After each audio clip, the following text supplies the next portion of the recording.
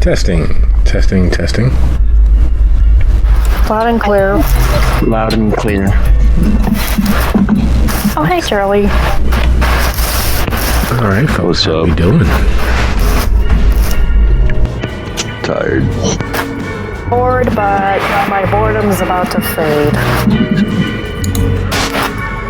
Country avoiding roads. homework to be here. I'm gonna try 2 days off in a row. I wish you Yeah. luck, and I'm surprised And- you're able to pull it off. And in the same week, even. Technically, they're 2 different days, or 2 different weeks, but the same week if you start your week on Monday. I mean, considering that tomorrow will be my second day off since September, I'll take it. Fair. Well, I wish you all the luck possible. We are well into the start of November. We are well into the start of the 1 week of Thanksgiving we potentially will get throughout the next 2 years. At least that's what it's going to feel like. I know that our dear Aaron will be running a bit late, so I have dropped a missive off to Millie, and I haven't heard anything back just yet. So we will, as the saying goes, the show will go on, or must go on, or any of those combinations of things that says that we wish them the best, we hope all is well, and we will continue trucking forward with this hobby of ours. So, new news mostly out of the way. Does everyone remember where we were when we last left this particular newly founded coterie of the long arm of the law? We were murder hoboing our way through a bunch of anarchists. Wow, that's And we killed some of them in a court session and may have gotten a promotion from the sound of things from the prince himself.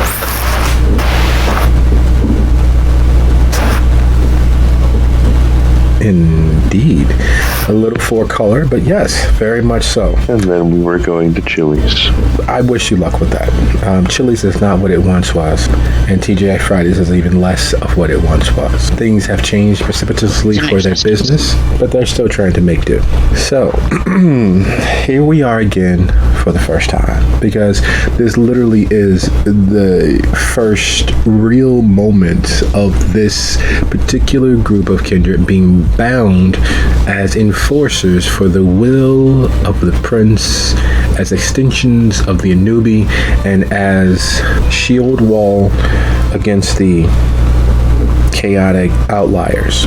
When we last left our particular coterie, it was not a stretch of the imagination to hold what they were experiencing as a definitive before and after. Up until this moment, up until that moment, the coterie had had the opportunity of existing beneath the letter of the law, protected by its immutability. The prince, having gone from hero and savior and stalwart protector to, there's no other way to put it, tyrannical despot, who was so focused on ensuring the longevity of the city that every idea of personal freedoms was a very distant secondary concern. And so long as you made sure that you were beneath notice, as long as you made sure that you were observing the letter of the law, you were safe. It's amazing what the human and by extension kindred mind can grow accustomed to. But our last moments with these characters, our last moments with them was filled with blood and the very real threat of not experiencing any of that promised immortality that they received upon their deaths. There was also the very real specter of the many machinations and marplots being carried out via the other kindred of the city. the other rank and file of notable members of the Kindred Society, because that's what they were, that's what they are. There is a width and breadth of the population that remains wholly outside of anyone's purview because they do their absolute best to not ever come to the attention of their betters. Which is a little bit funny, considering that in this moment, you all are considered their betters.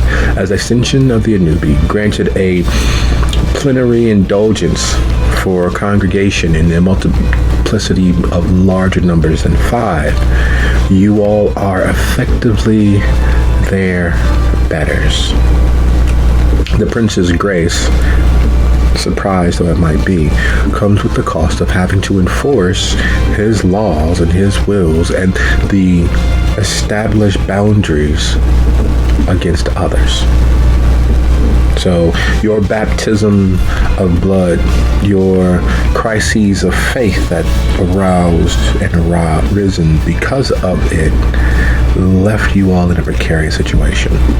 There's always the opportunity and potentiality of burning for the hills. There's always the chance of escape. But more glaringly for Kindred, there's the opportunity for failure. Because while chaos is a ladder, the thing that most people fail to realize when they tout that chestnut is that a ladder works two ways. You may either ascend or sink to your level, whatever that might be.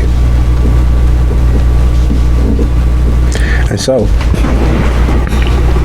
once we begin, we will begin roughly 1 week from the night of blood and terror at the Capitol Hill.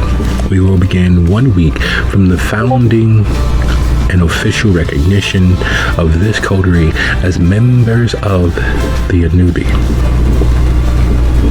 We will begin 1 week from the resurgence of the Prince from his despair, from his grief, from his mourning the death of his child heir, which says a lot considering that 2 of his children, by blood and by tutelage, are still living and still operationally sound throughout the rest of the world. One here in Milwaukee and one elsewhere. Yet this youngest child, this newest child, was the child of his heart. A strange thing to consider with kindred. Killing something because you love it so much that you want it to continue persisting. Being monster enough to kill that which you love so that it might have the opportunity and potential to live forever.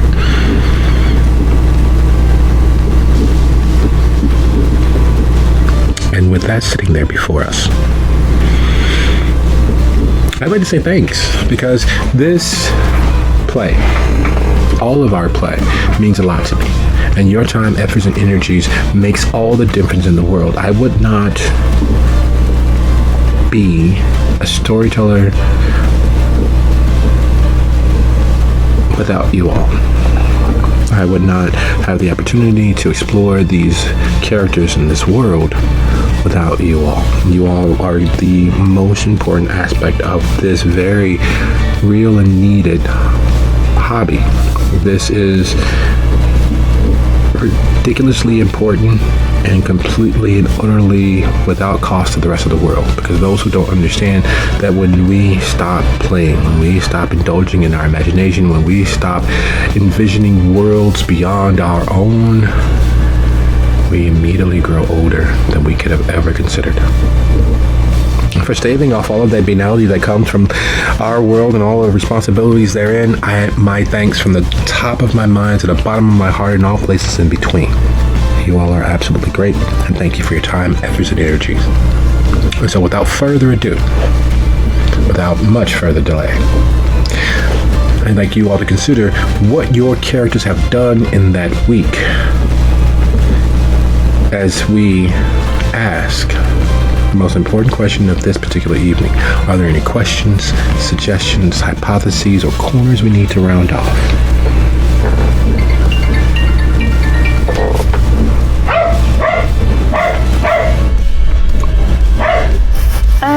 have something. Cassandra was meaning to talk to Nevaeh about the visions that she had. I imagine she would have had a chance to do that.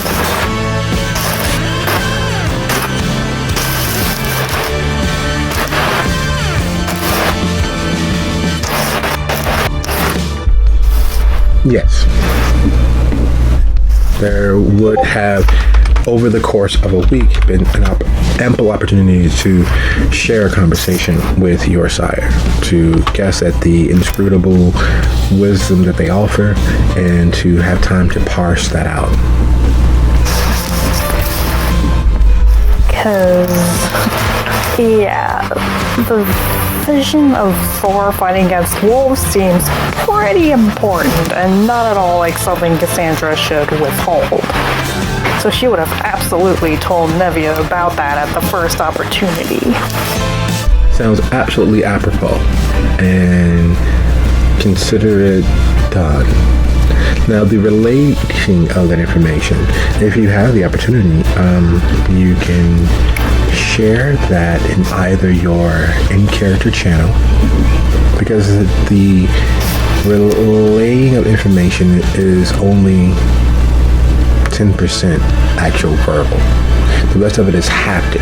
What you say and how you say it matters far more than what you say.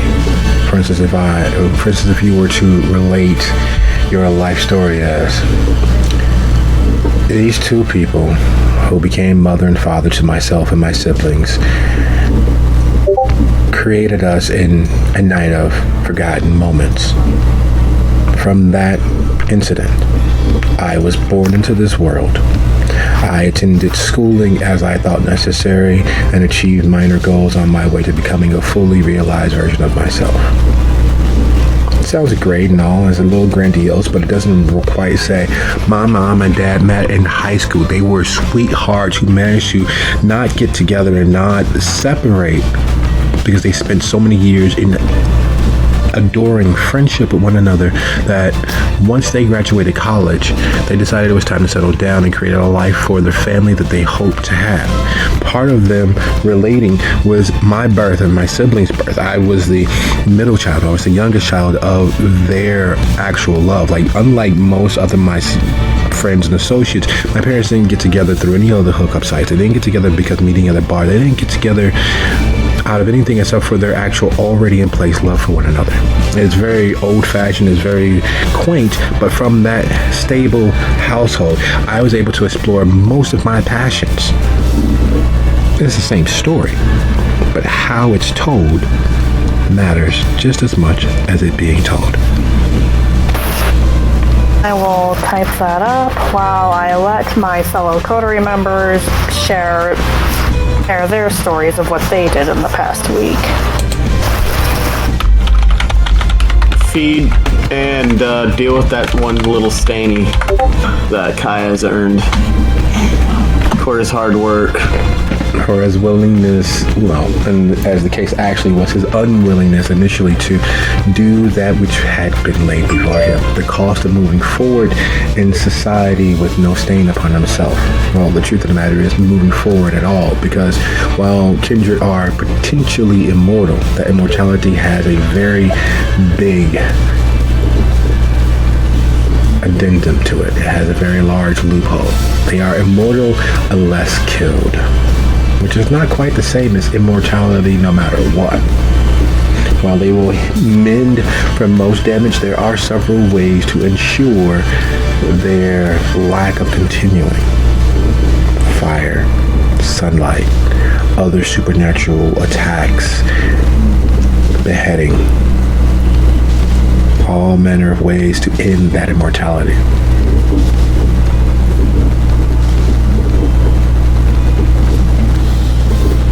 And without further delay, if there are no more questions, I do have a question, by the way. and that is,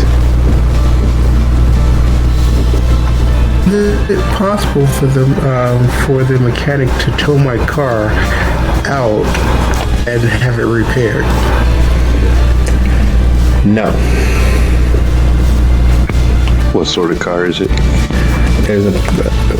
That was rude. Well, you wanted it simple, I presume. So no, the mechanic would not be able to have it towed out. However, your friends, associates, and members of the kindred community definitely can save your vehicle from the police impound lot, based on your Can they connection do to that? us. And take it to the mechanic to get it restored because it was damaged. Yes, that is very much possible and potentially doable. What sort of car is It it? was been a weekend. It was a 67 mint black, mint condition black Jaguar. Oh, I got you. That's the reason why I don't want it to be left outside next to the Chili's.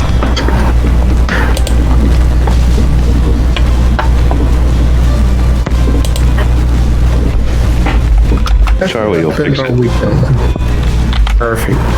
That's how I spend my week.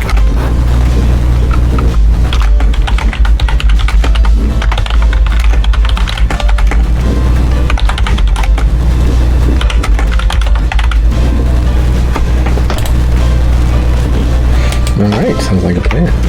Any other incidents, accidents, occurrences that the characters are attending to over the course of the week? Oh, absolutely. Molly will go exploring. Excellent. Now, would you be exploring the Capitol Hill Underground facility, which is now the hub and fullness of your domain as a coder? Or would you be choosing somewhere else? No, the underground would probably be the first place she would go. That is her bread and butter, after all.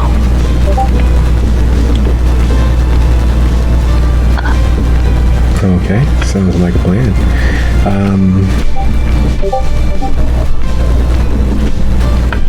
That being the case, would you, just before our group rouse roll for the evening, would you be so kind as to go ahead and roll your either intelligence and survival as she's mapping her way through, or wits and survival if she's following the whim and will of what she notices while she's down there, or if she's merely trying to visually map it out for herself to the fullness of its limits, which would be a stamina survival roll. I would say probably, at least at first, for her own personal benefit. And she does have a specialization in urban exploration. All right, sounds like a plan. Welcome to the party, Aaron.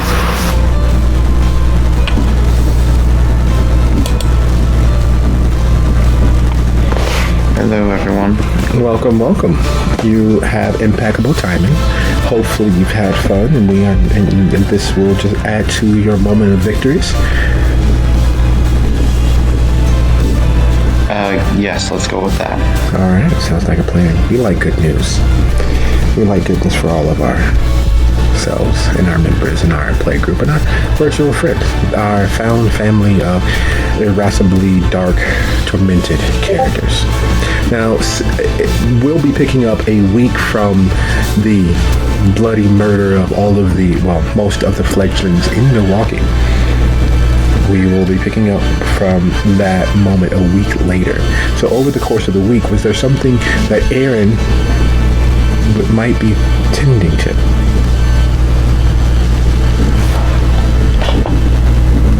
I think that...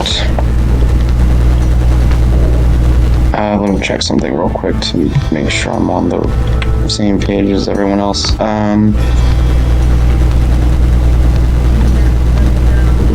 I think within that week he would begin trying to make the most use of his newfound position to try and establish as many connections with important kindred as possible. Try and expand the network, expand his reach, so to speak, and let me see what else. He might also try reaching out to one of the coteries that owes him a favor to see if they are willing to indebt themselves even further to him.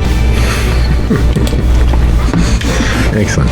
Well, that being the case, would you be so kind to go ahead and roll prior to our evening rouse roll? Would you be so kind as go ahead and roll your manipulation plus streetwise +1, because you already have several coteries loosely bound to you, the favors owed and boons being traded. The news of your position and what happened to Newton, the Baron of Capitol Hill, is definitely one of the things that would mitigate your potential for more off-the-top successes, i.e. only a +1. Once that roll is accomplished, and we have most of our pre-rolls made, and no further questions, I'd like to say that this is officially, without a shadow of a doubt, The Brew, Season 1. Welcome to Cream City. Tonight's episode is Ad Infinitum. It has been a long week, which is an amazing thing to say and consider when the width and breadth of kindred wholeheartedly embrace the idea of having the rest of forever. Embrace the idea of time being a relative function that does not relate to them. They are immutable, unchangeable, everlasting, provided no one takes enough offense to them to end their existence. Provided they are smart enough, wily enough, and lucky enough to never have to stand toe-to-toe with one of the many, many supernatural entities out there in the night that might end them. Provided they are lucky enough to never come to the attention of any facet of the movement known as the Second Inquisition. The rise of hunters and their ilk, some sponsored by God knows which nebulous, shadowy government agency, or hell, the mom and pop do-it-yourselfers, the DIY hunters, those who just happen to be working at the all-night gas station, taking a quick note of all license plate and all members that come into their little humble establishment to hunt them during the day to find where they are. In this modern era of information transparency, where there's nothing truly ever hidden and where nothing that makes its way online ever dies, the ease of which information can be obtained is ridiculous. There are whole swaths of communities that are built around OSINT, hacking, managing, defeating, and debugging, and all of those many what other generations would call prepper tendencies. Their paranoia leading them to exploit the very systems that they fear to prove that it is both fallible and reprehensibly evil. It makes being a kindred all the more difficult because it is far easier to stand out and come to attention when your views, your style of dress, your money, your difference is traceable and trackable. Whereas once it was easy enough to get a hold of the camera, or to erase the film, or to ensure that the photographer never remembered what they took a picture of. Now everything's instantaneously everywhere and nowhere. The cloud being the greatest burden and threat to each kindred individually. Automatic doubling, redundant backups, saving from an instant, hundreds of thousands of miles away, moving at the speed of light through cables buried far enough below the ground to be at the very bottom of the ocean. Or worse yet, those not even sent through cables, those sent through the air, like smoke and whispers of fire. So, Milwaukee, like most other cities, has its own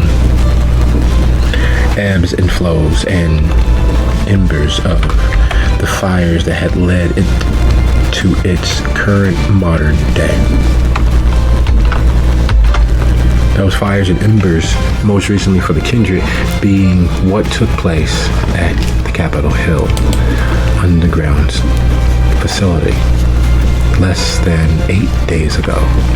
They were the tool and weapons that changed the lives of an entire generation of Kindred. Not generation in terms of steps from Cain, but an entire generation of Kindred who had been embraced within the last 5 years, who will never see another night.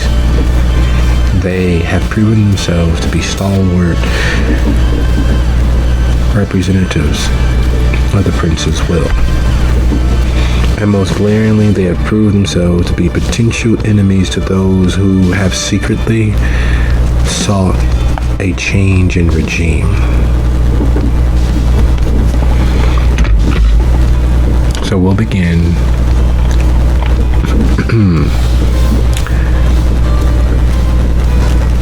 anti-alphabetical. So our order of play for the evening will be Max, Kai, Charlie, Cassandra, Amalia, and Aaron.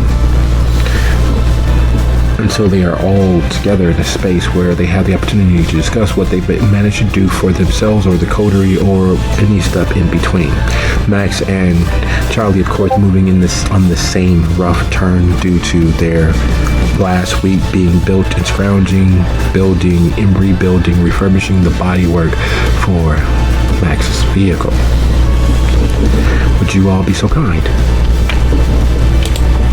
as to start with your rouse roll for the evening and where that left you?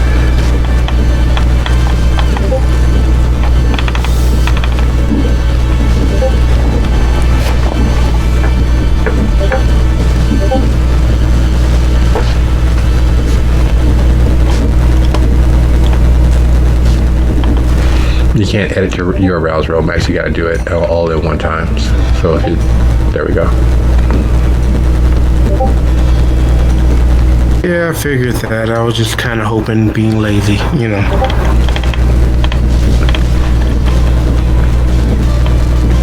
A week is no time at all. It's an eye blink in the grand scheme of things.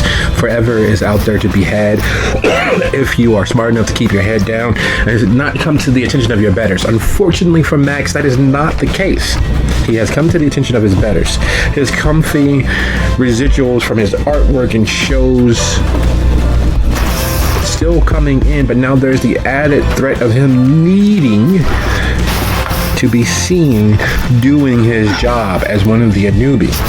Now, most young-minded Kindred, most who believe in the romanticized ideal of the Anubi, see them as generals and lord protectors of the realm, see them as centurions and all manner of mythologized warriors.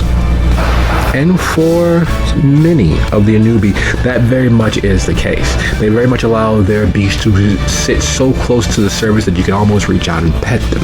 They allow their fervor and drive to bloodlet and otherwise punish Kindred to sit there visible to all, many of them carrying small tokens or large symbols of the previous battles that they've won in protecting the city from both Lupine and Kindred from Kindred, and, well, the city from all of its inhabitants, from the living to the unliving and back again.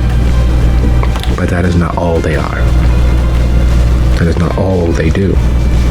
Part and parcel of what they do is help disseminate information. Part and parcel of what they do is add to the theater of security, which makes it far easier for the average Kindred to go along with the way things are. Part and parcel of what they do is gather and parse the information that flows through the city at the speed of thought, to know whom is doing what to whom and when they should intercede, to act as the added eyes and ears of the Prince's will to protect the city. In other words, yes, a good part and parcel of what the Anubi do is to be the secret police of the Cream City.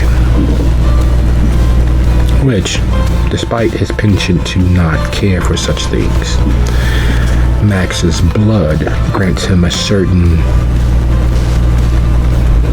affectation that works exceedingly well in gathering information. His blood, that as his eyes return to focus, is threatening to tear through his skin. The fires of hunger are not something that he generally tolerates. He generally feeds well before he's absolutely needing to. Last week has been a good deal far more stressful than he would have given a bet that it could ever reach that level. He generally isolates himself. He generally secludes himself. He generally deals with mortals, which makes all of the politics nothing more than ghost stories in his average nightly life. That all has changed, and his beast seems to be well aware of that. It's a good thing that he needs to meet Charlie to pick up his car. It's a good thing that, well, while the beast is threatening, it hasn't chosen to act just yet.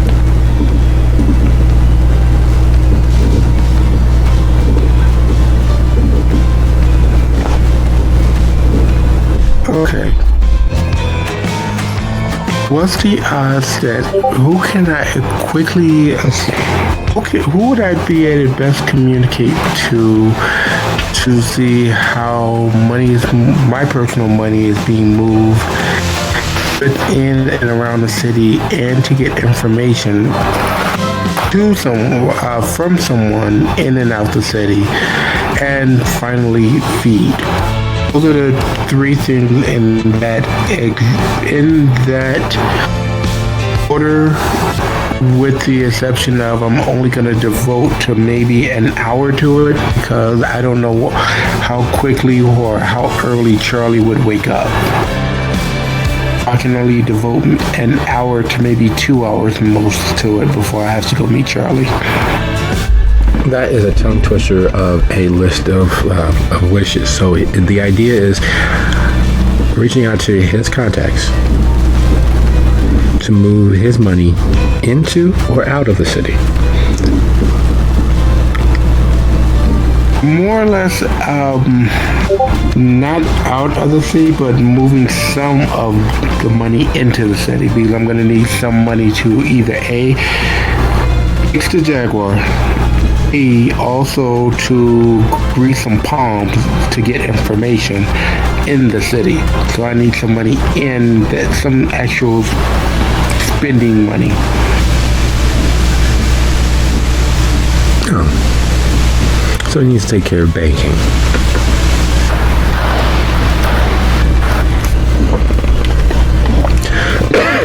Excuse me. Well, that being the case, being as he's attempting to liquidate funds to grant him solid, hard, cold, dirty cash, would you be so kind as to go ahead and roll your manipulation and resources? And the higher well, he's liquidating his cash on short notice. He is literally manipulating his own personal stocks and intangible funds into a more solid, spendable currency. Because, most back alley individuals do not take, debit or electronic transfer these days. Yeah, that's true. That's true. Resources. Okay, got it. So manipulation and resources? Yes. He is literally pulling the magic trick of pulling water from a stone. Can I possibly use finance as well?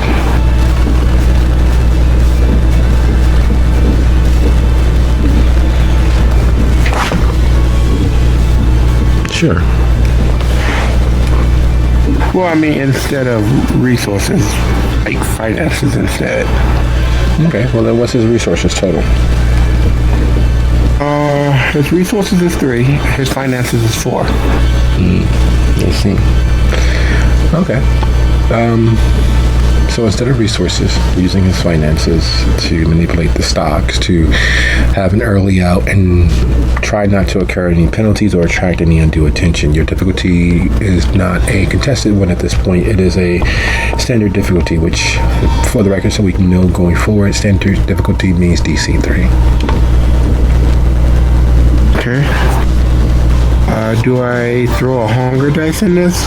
Because Yep, it is seems kinda manipulation and finances as you click, clack, clack away at your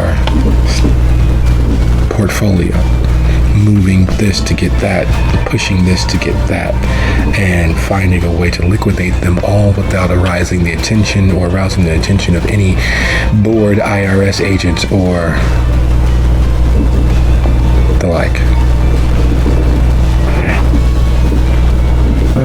So, okay, got it.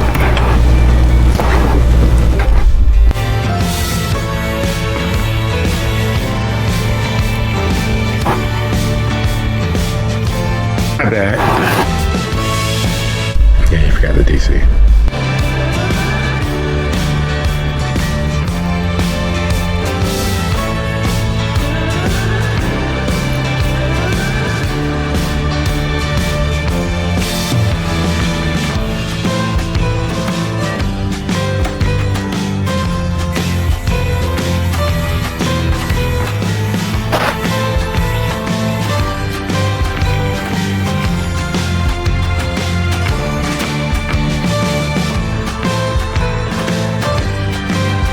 Not as bad. Not as great, but not bad. Still okay.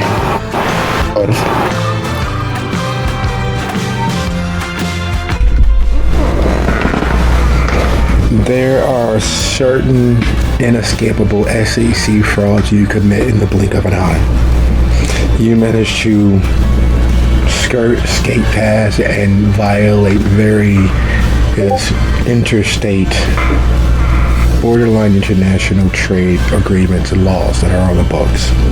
And you manage to do so without arousing the suspicion of those who monitor such transactions and such tradings. As you sit there smirking at your laptop screen, the stirrings of the beast make itself known. You need to feed.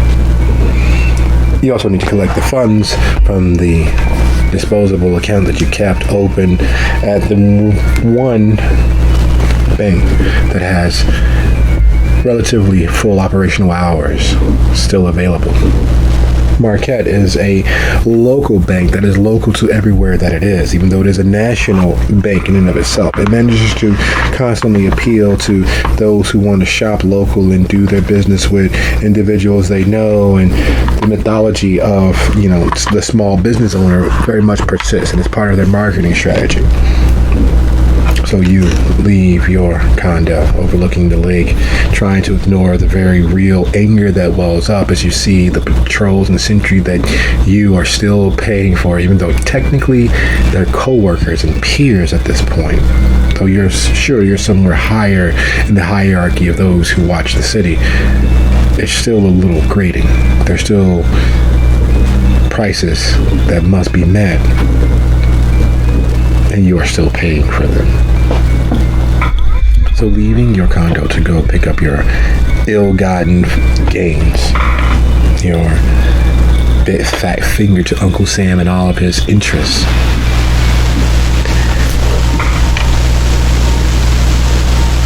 we move from one success to another.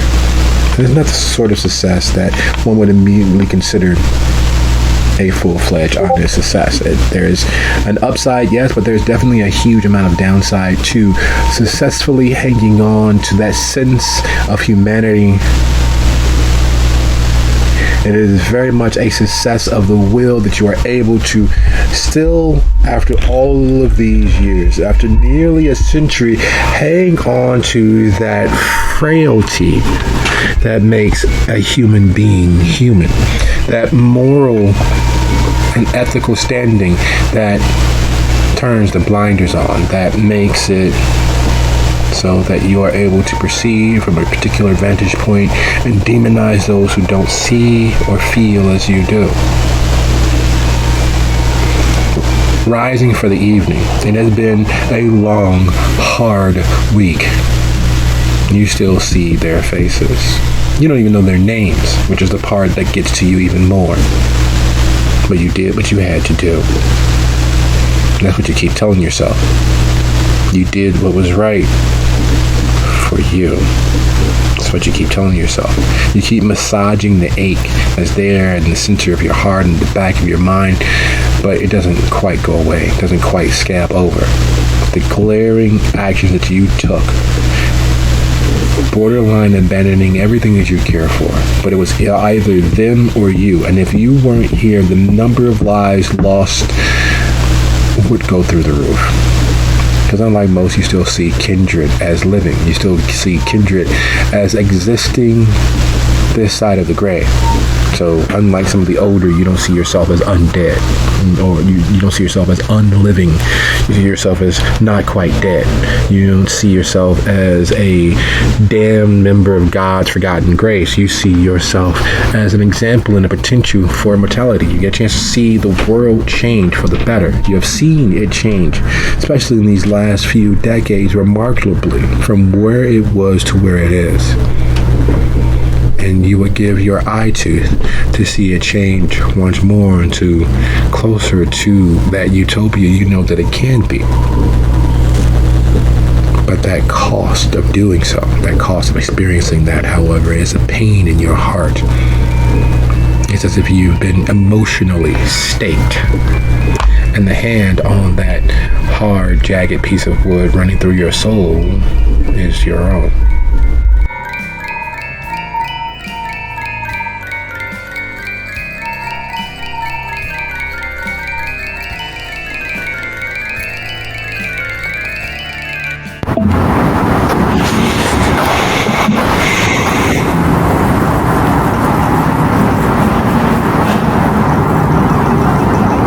He punches part of the wall that's already has several dents in it, in the concrete wall in his haven, and he continues out.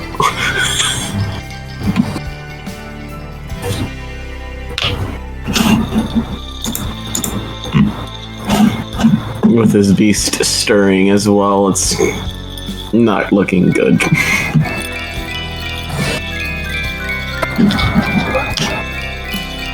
Looking good? No, there is no such thing in this particular cold night of yours. This last week has been hell, because no one can torture you like you can torture you. And the truth of the matter is, you know where all of your sensitive, tender spots are. You know how best to hurt you, which means your demons know where and how best to hurt you. And them hounding you, the beast on your shoulder urging you on, well, they got hands. They have far more hands than you thought they were able to. Even after all of these centuries of growing accustomed to them, after all of these years of growing accustomed to them, after all this time, heading out into the evening with the dust from your walls all over your jacket and down your knuckles, moving from your haven out into the night. Are you heading toward the Capitol Hill area because it is in fact still your duty to patrol the area, or are you heading somewhere else? Patrol and look for a morsel to quickly just take and feed from.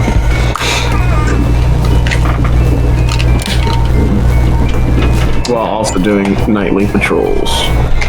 Alright, sounds like a plan. So we're going to switch things up a little bit. Instead of you just abstracting your hunting roll with your strength plus brawl or strength plus melee or strength plus firearm, we're going to, because you are in fact attempting to patrol, we're going to use your wits plus streetwise. and your DC will be 2. You have walked these streets forever. You know which homes have risen up in the last 5 years, which ones have come up in the last 10 years. You know how the streets have changed over the years. You know this portion of the city better than you know your own hand. You know who lives where, which families have moved out, moved further into the suburbs, or those who moved, God forbid, down to Chicago or out to the West Coast. You've known families that stretch back easily 6 or so generations. So when things are out of the ordinary, when things change, you are immediately aware.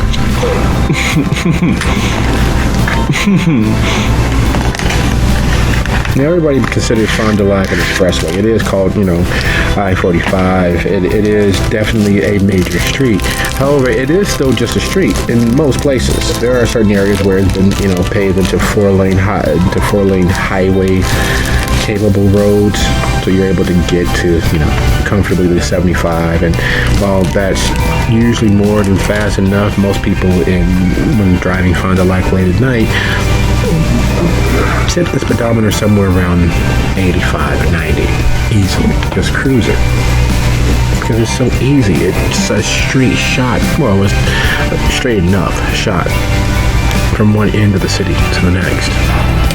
But most importantly, as you near Fond du Lac, approaching from the west across Congress, right where the death circle opens up at 60th, at the beginning mouth of the Capitol Hill Underground facility, police aren't very often seen this late by themselves. The mayor has set about doing a few walking and biking patrols to show that the police were actually civil servants, that they were there for the protection and necessary community outreach that the city needs. Everyone touts Chicago, New Orleans, Detroit, Canton, and several other cities, far in excess and ahead of Milwaukee when it comes to homicides. That's because they were not as smart as Milwaukee. They typically never rule anything homicide. They typically never rule anything more than a violent incident officially in public, and it keeps their numbers relatively low. But the FBI, however, has a different classification for most of what goes on in Milwaukee, and that is just, murder. And it beats Chicago on the scale of worst cities to live to continue living by about 12 numbers. It is 12 points higher than Chicago in number of murders per capita, which doesn't seem like a lot, but Chicago's a far larger city. So with police being out this late, with that same Impala that belongs to a crew, not a gang, a crew of individuals. One car for a crew of ne'er-do-wells who makes their money the only way that they can, in every way they can. And the police sitting there just behind Gene's Supper Club is a horrible sign of anything good preparing to happen. There's only one way to solve what's going to happen, and that's to beat everyone to the punch. What is it you're going to do? There's a cop sitting in an unmarked detective's car behind Gene's Supper Club. There's an Impala parked at the mouth of what would be an alley, but it's more of a drive-through. There are two individuals easing up on the backside of the police car, the unmarked police car, dressed in dark jeans, dark hoodie, keeping their heads low and the hood pulled high. It is a spitting distance from the domain that your coterie must protect. What is it that you are attempting to do?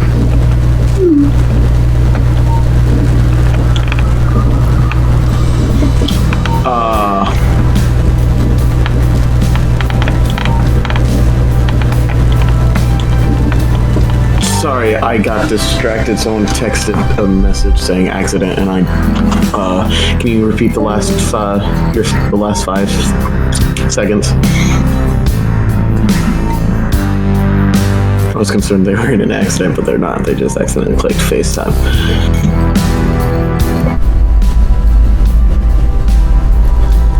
There's an unmarked police car parked behind Jean's Supper Club.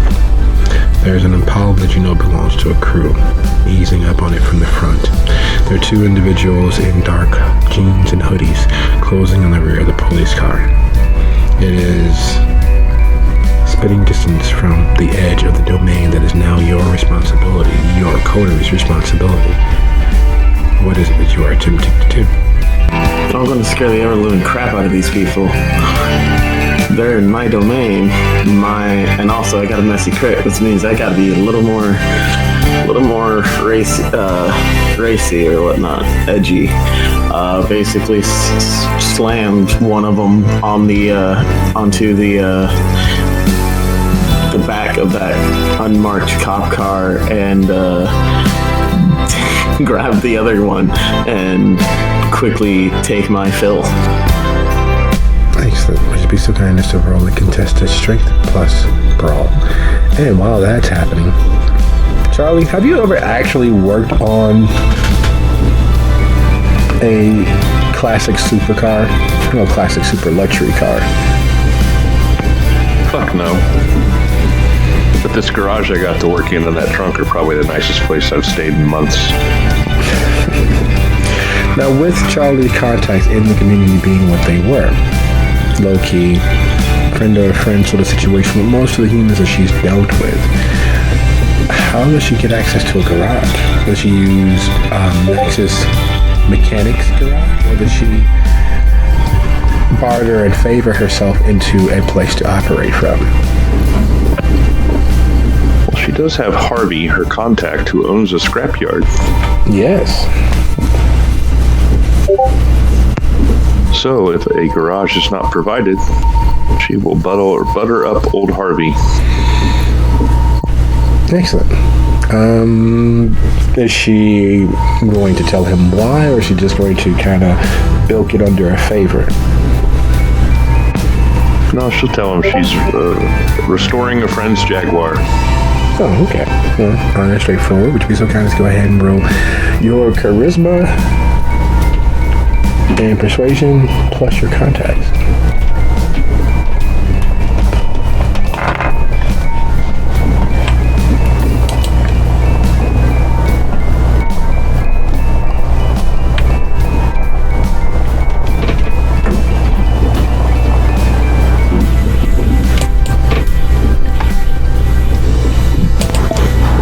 Can I quickly ask, can I add my grappling specialty? Oh, yeah, you just answered. Sorry.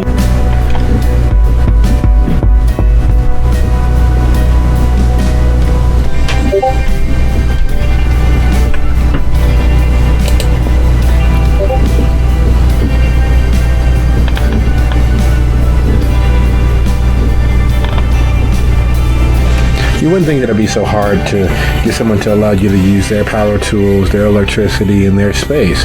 But he puts up a small bit of a fight and quibbles over it. But you take all night, and I can't. At which point the question becomes, can't what? There's always a certain portion of humanity that keeps secrets for the idea of keeping secrets. Their dishonesty with the world is part and parcel of their dishonesty with themselves. Charlie batters aside their concerns as to any potential damage or them losing any money. But the question as to what else they might be doing with their space and time makes itself fairly interesting to Charlie. While curiosity killed the cat, she is nowhere near feline enough for that to apply. All it takes on her part is patience throughout the week, scrounging for parts in the junkyard itself, manufacturing those bits that she does not have easy access to because she makes do the best way that she can. In the doing, would you be so kind as to roll your wits plus streetwise to get a notice as to what's going on in the junkyard? that she may have interrupted by using it for her favorite.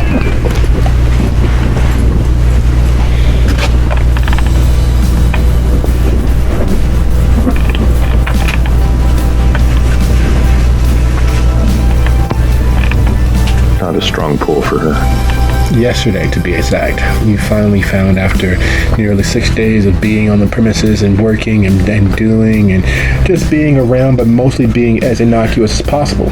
You were just trying to wrap things up and do it in the most cost-effective way as you could.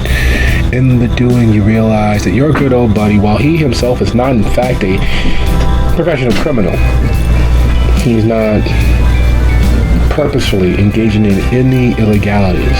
However, he does make a pretty buck in turning a blind eye. He does make a pretty buck on more than once that you've seen, taking an excessively long lunch in his office with the blinds drawn while several cars make their way into the junkyard and leave in parts. It's clear that this is a roving, random sort of operation, but they are rotating between several parts yards that you are made aware of, that you know are not rich. They're not breaking in the dough hand over fist, but this crew of individuals are utilizing a rotating schedule of locations to keep their actions from being caught by most police officers. Most law enforcement wouldn't be able to pick up on the seemingly random rotation of where these purported shops are. Because you chase one car there and it's an actual upstanding garage, or it's an upstanding parts shop, or it's an upstanding junkyard, and you go back to find evidence the next night, there's nothing there. There's no sign of it, because they don't actually have a permanent residence in any of these locations, making them effectively invisible.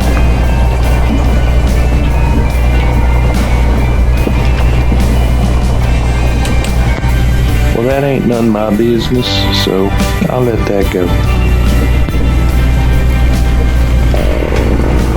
Yeah, you know, it's funny that you feel that way, that you want to be that way, that you want to be clear of all of that foolishness.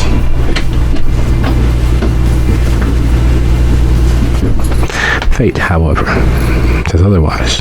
Part of your duties as a newbie that you manage to keep your head mostly out of is patrolling, protecting the city, specifically Capitol Hill area. In your casual awareness of these individuals, you are more than factually aware that they are a crew operating out of, well, spitting distance from the domain that you are responsible for.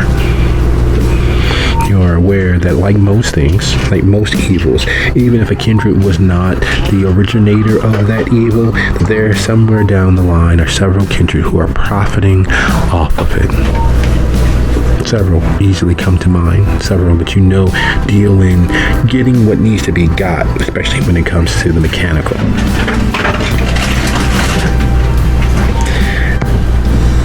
Well, in that case, I'll do the awesome neighbor thing of watching people by pretending I'm doing something else, like scrounging for parts. Excellent. As you scrounge for parts, time gets away from you, as these things tend to do.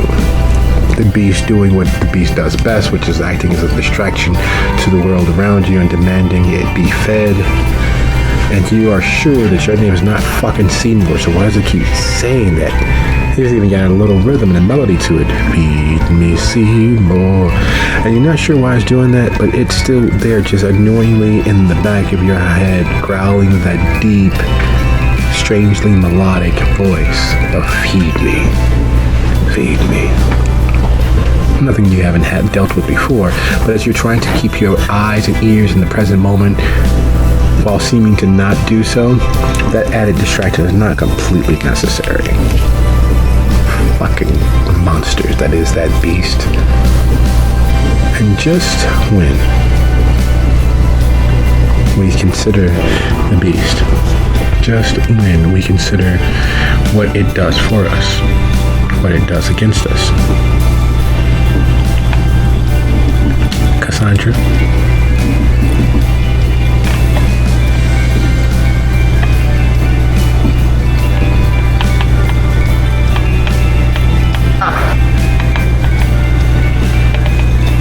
There. Okay. Sorry. There's a certain rhythm to conversations, most conversations. And most of those conversations, the rhythm is usually because people are waiting for their opportunity to speak. They're not actually ever really listening. Not to the intention, not to the words being spoken. They're watching the physical cues and signs of a conversation being had, waiting for those signs and cues to cease or slow down enough for them to jump on that train and have their moment to say what's on their heart. One of the big things that has helped with your particular sire is that they typically don't rush to jump onto anyone's train. They don't rush to interrupt the flow of the mail. They take all of the details in. Even as in your case, you delivered them stumbling and stilting and falling over themselves, focusing on the Thor and the wolves and all of that. And while the conversation was had days upon days ago, they finally reached out to you yesterday. We finally managed to come out of their contemplative shell long enough to fix you with the fullness of the attention you've already had. They come back from that place on the other side of wherever it is they go when they contemplate things, when they think about things, when they mull things over to the here and now.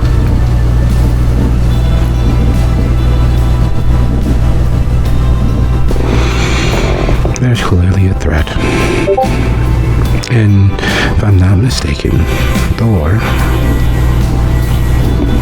and wolves are the end of each other, according to various Norse myths. Milwaukee is a very high Danish, Norwegian, German, and Scottish enclave.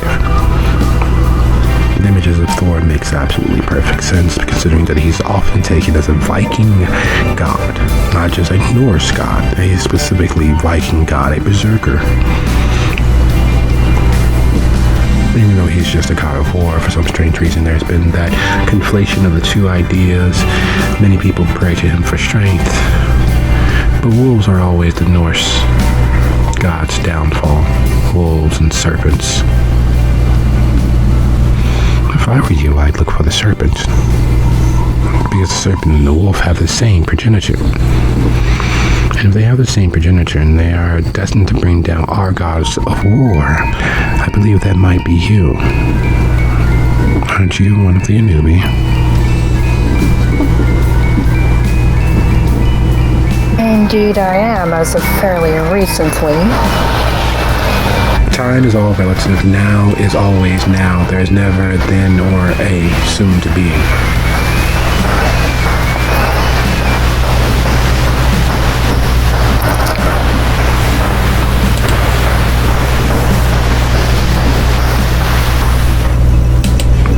So, seek the serpents. Yes. Starting to come together now. Or maybe it has always been together. Time is, in fact, 100% relative, considering that all time exists at the exact same moment. Just which level of perception we are currently existing on.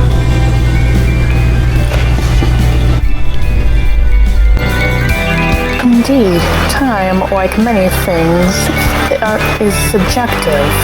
Our perceptions of it is a result of our own cognition. Our cognition forms from our experiences.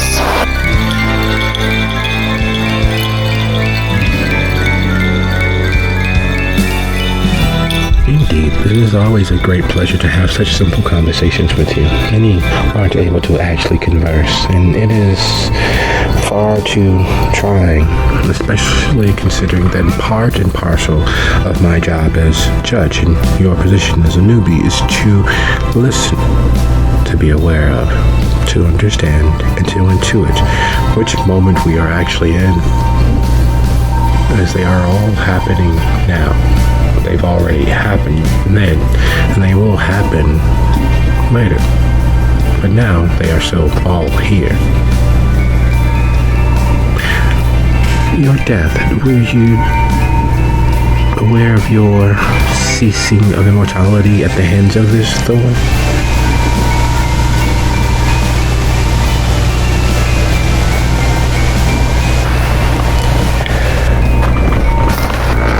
I was not. I thought that my end came from the ancients of Fenrir. No, so the wolf ends you as well. That is interesting.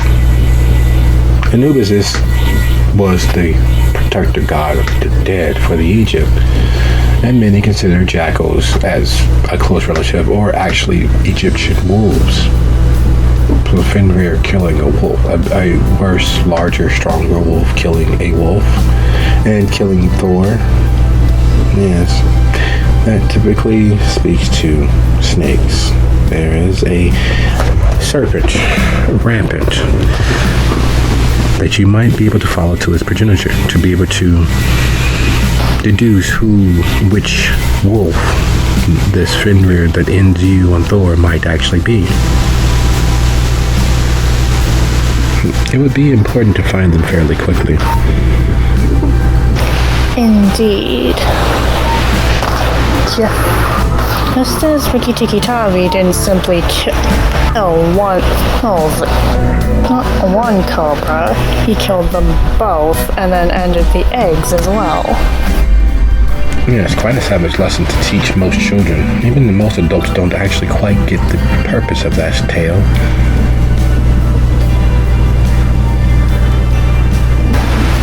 And I must be the mongoose. I and my fellows. Do you know that Rudyard Kipling, I quite actually enjoyed Machiavelli, his comedy, his philosophy, his bent and understanding as to the true nature of mankind. He used his tales by borrowing Indian stories and made them his own. He brought them into the British Empire. Tales and stories that he appropriated and reworded and made accessible. I have indeed heard such things. In fact, there are quite a few of his stories that take place in India, so such an assertion could easily be reached. Yes, and he saw them all through the prism of Machiavelli.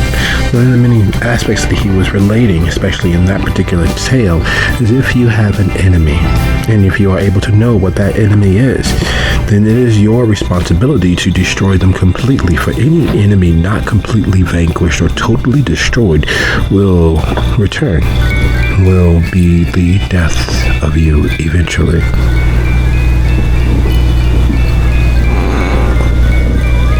I understand now. That's good. That makes one of us. Would you be so kind as to... And she pauses and stares at the wall right over your head. Oh, no, we don't have time for that. I will see you in 2 days. And she gets up and walks out as if she hasn't been holding a conversation this entire time.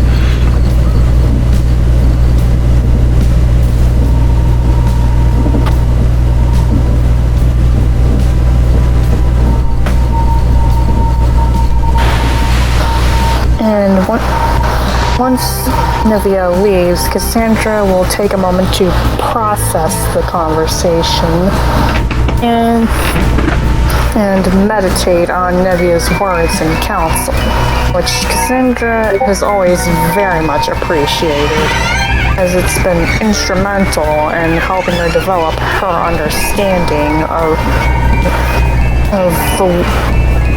the world as kindred know it. It's been instrumental in her assimilation. Oh, she sees it as assimilation. Does she? Does she see it as her being groomed into a state of being?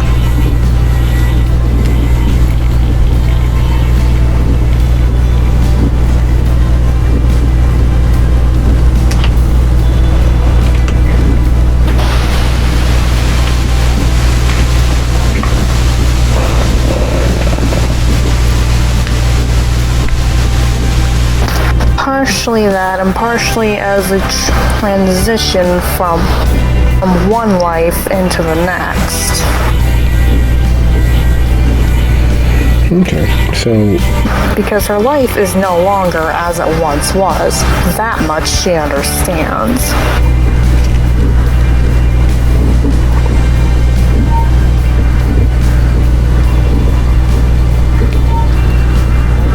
But what she doesn't understand is how much that's the case.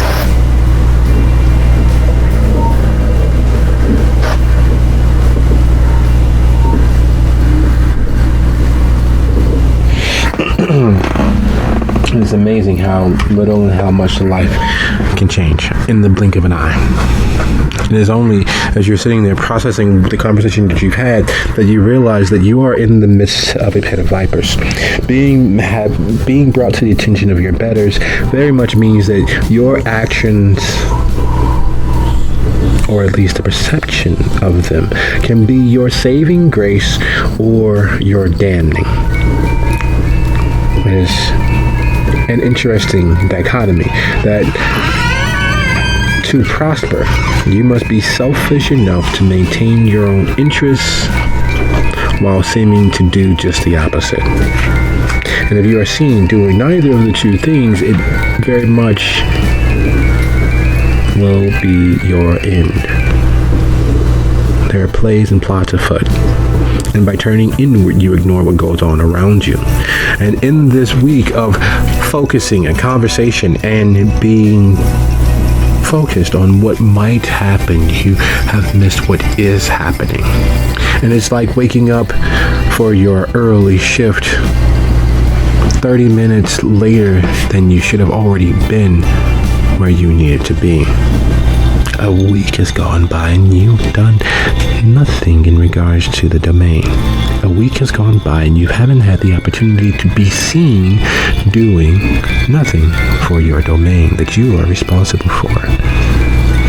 You are the teacher's pet, caught smoking in the bathroom.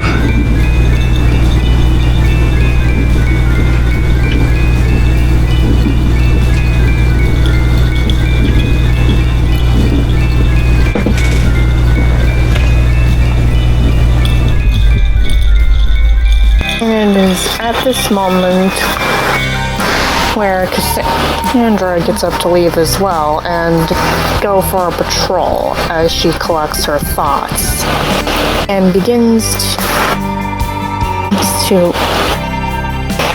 look around Capitol Hill to see if the serpent might be found there. She will do so in a way that makes it seem like she's just out for a nightly stroll.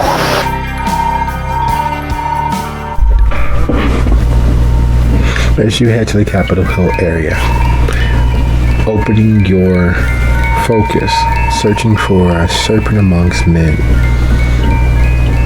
It is amazing how many secrets can be hidden in such a relatively easily publicly accessible location. Molly, you find that in exploring the underground facility for the last week, that there's no way that this was built just during the 40s and early 50s. There's no way that this was built solely by one architect, one engineer, or one team of any of the above. There are structures below that are actually full-fledged homes, and not homes that you see or have seen in Milwaukee in ages. While Chicago is known as a city that Frank Lloyd Wright built, his influence stretched even here. And the buildings which form the sub-panels and mazes of the underground structure beneath what was built as a potential fallout shelter for the top 10% of the city to survive the nuclear holocaust that they were sure was coming.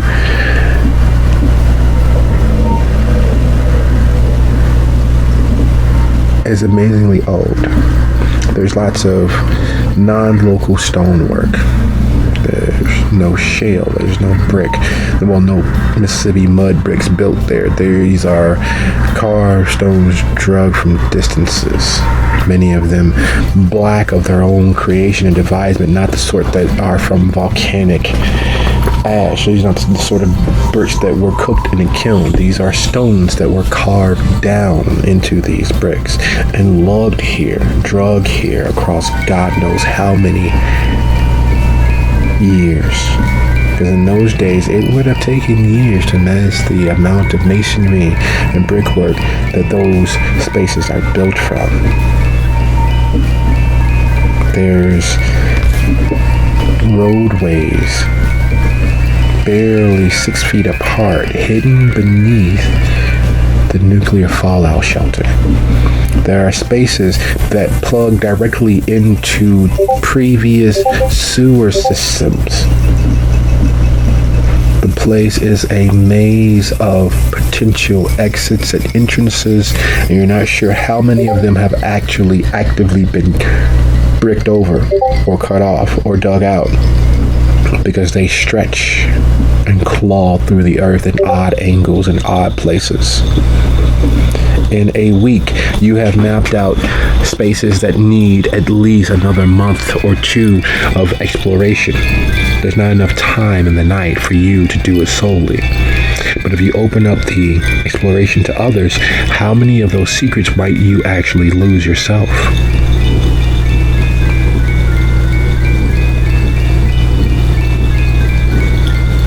Possibilities. Her first order of business then, once she gets the lay of, the close by land is, if they don't seem occupied, she is just going to take a house for herself. No, they're not. They are literally beneath ground, beneath a nuclear bunker that was built to save the top 1% of the city. These are places that were even forgotten before then or were built over by them. It's common knowledge that every city is built upon the bones of its past selves, but this is, to put it respectfully, ridiculous. There's a maze born of a Milwaukee civilization here. Pre the influx of brewers. Pre the influx of the modern urban sprawl. Built right on top of, built into and portioned into, and then forgotten. And the troubling part, the part that she's ignored for the bulk of the week. As much space as it covers, as much distance as it covers, as even knowing the major ways into this space, and there still being several, at least a baker's dozen more potential ways in and out, with it covering roughly 84 acres of space layered upon itself, going 2 and 3 stories beneath what you expect. That's a lot of space. That's a lot of entrances and potential exits. Fabulous. Well, certainly free of mortals then. Any sign of other supernatural hijinks?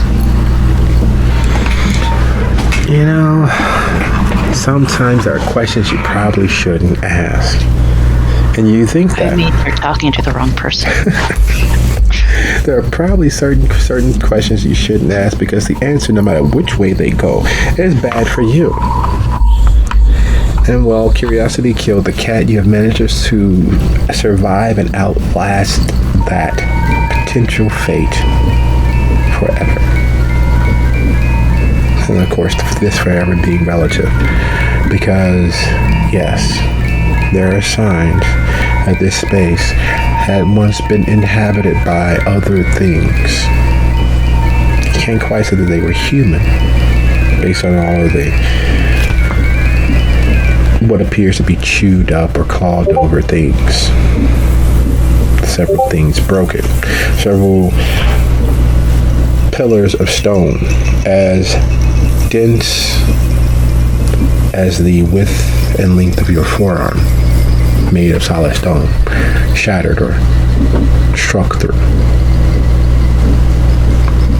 There are several stones standing on top of stones, small, flat, some oblong, some slightly oval, and they're stacked in such a way that it's impossible for a person of average strength or a kindred of average strength to do so alone.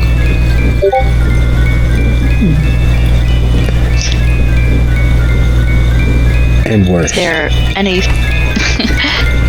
Is there anything there that would give her, a clue of, were they possibly other older vampires, other supernatural beasties that she, wouldn't want to run into by herself?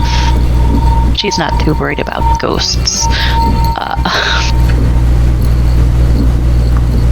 Yeah, ghosts. Who cares about them? They can't do anything but whisper in your ear like little flies, right? Mosquitoes buzzing around your head. They're just annoying. They can be useful, but they're annoying. It would be a lie to say no, that you can't. But unfortunately, with supernatural strength being what it is, it very well could be either one of those things. Elder kindred, elder lupine. You haven't found any dander or tufts of hair or anything that would denote something purely animalistic.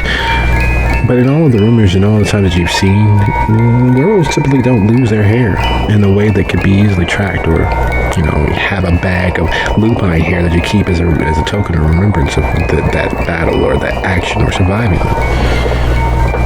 It's typically from what she's seen, the remnants of battles and purported lupines being put to death, when they revert to their human seeming, so too does all of the long dander and hair. So telling it apart from someone who just got a shave is impossible. And it dies just like every human follicle does after so many days, months, weeks away from its host.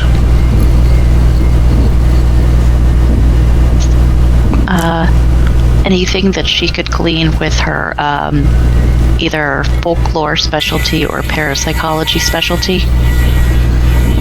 Does she have sense the unseen? Maybe. Not yet. Well, let's give it a chance. Then in DC, what does she determine from the various clues all about this hidden space about her? What does she figure out?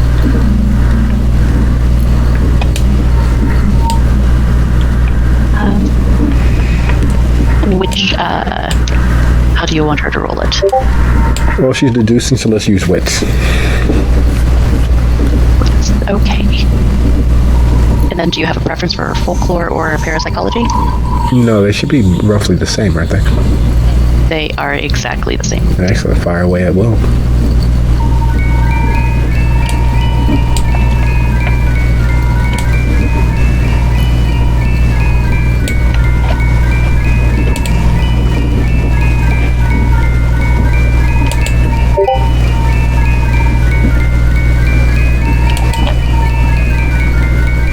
B3.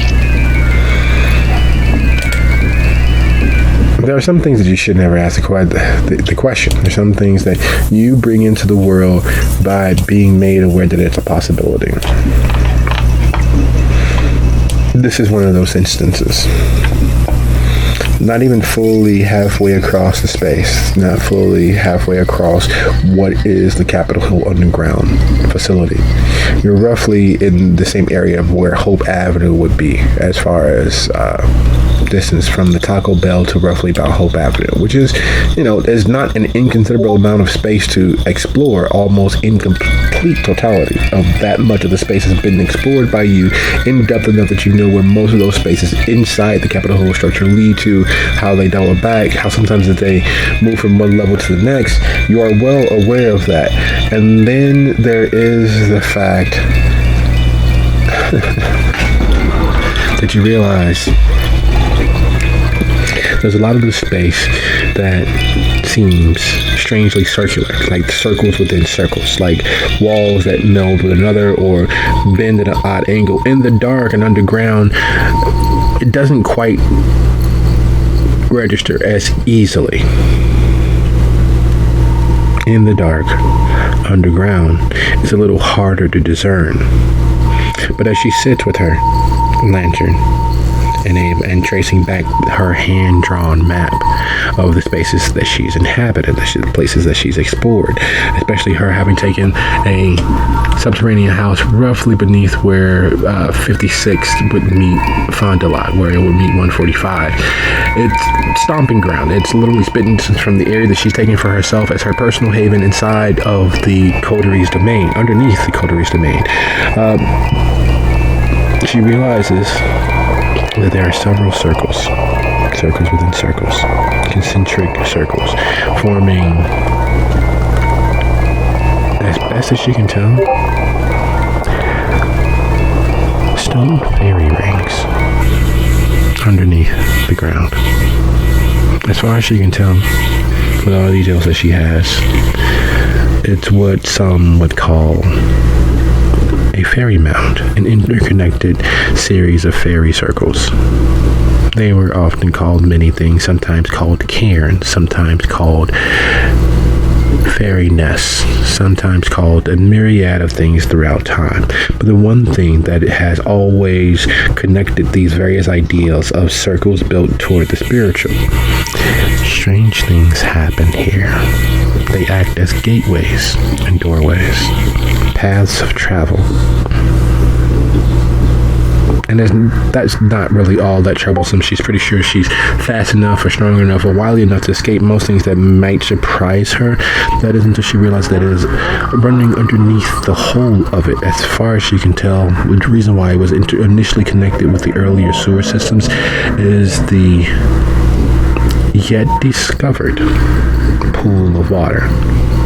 She knows there's a water table beneath this location. Checking all the records, as far as she can tell, this was part, at one point, of a lake that was fed by Lincoln Creek, which used to be a river. As far as she can tell, this was formerly a pool of water that was emptied, the last remnant of it being what's left over at Deneen Park, the pond there, the last bit of what was left of this glacial pool. There's records of the engineering wondrous innovations made to ensure that the area had access to water, but there was no lake here. But the water table is still a water table. And if you go down far enough, deep enough to any water table, even if it's just a small little bathtub-sized pool, there is still water there. And the gentle breeze that she's noticed moves and picks up at certain times as if there was a tide coming in or going out. It signifies that fact.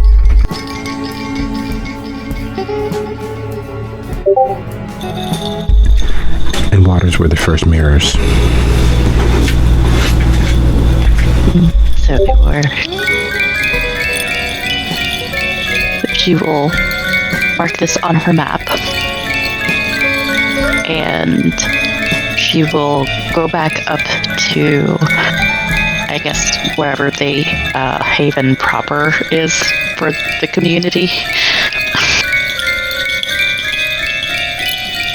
Well, there's a space closer and easily connected through the employee's entrance and the back door of Taco Bell that leads down into the facility itself. Most don't well, up until that point, up until last week, most didn't know that that was actually part and parcel of what this area was. There were quite a few underground members, both literally and figuratively, who used the space for meeting and trading of goods and services. And since the coterie has been granted this territory to look over, that trading post, that trading center has gone up in smoke. There hasn't been any more of the deals and commerce that have kept this area as above ground as it should be.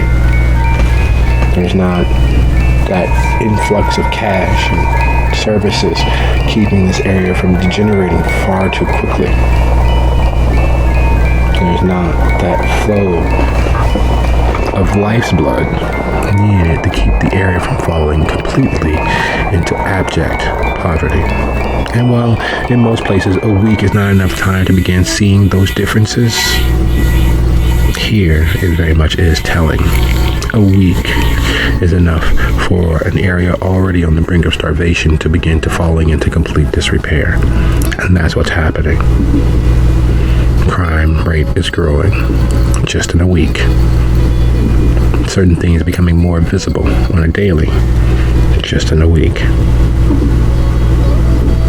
All without the lack of the trading post that was once here. Speaking of the trading post that was once here, Aaron, making contacts and connections has never been easier. It's almost as if people are lining up to either switch sides or to make their sides more relevant, more known, more viable. The Vikings' action, whatever his intended goal was, has been driven completely underground now. And when the lights come on, the roaches will run. And that's exactly what's happening. People are jockeying for position, trading boons, and risking it all so that they might survive the coming storm. It is clear that in the near future, the very close near future, that there will be a shakeup that will change the city. Everyone can smell it like a storm on the wind.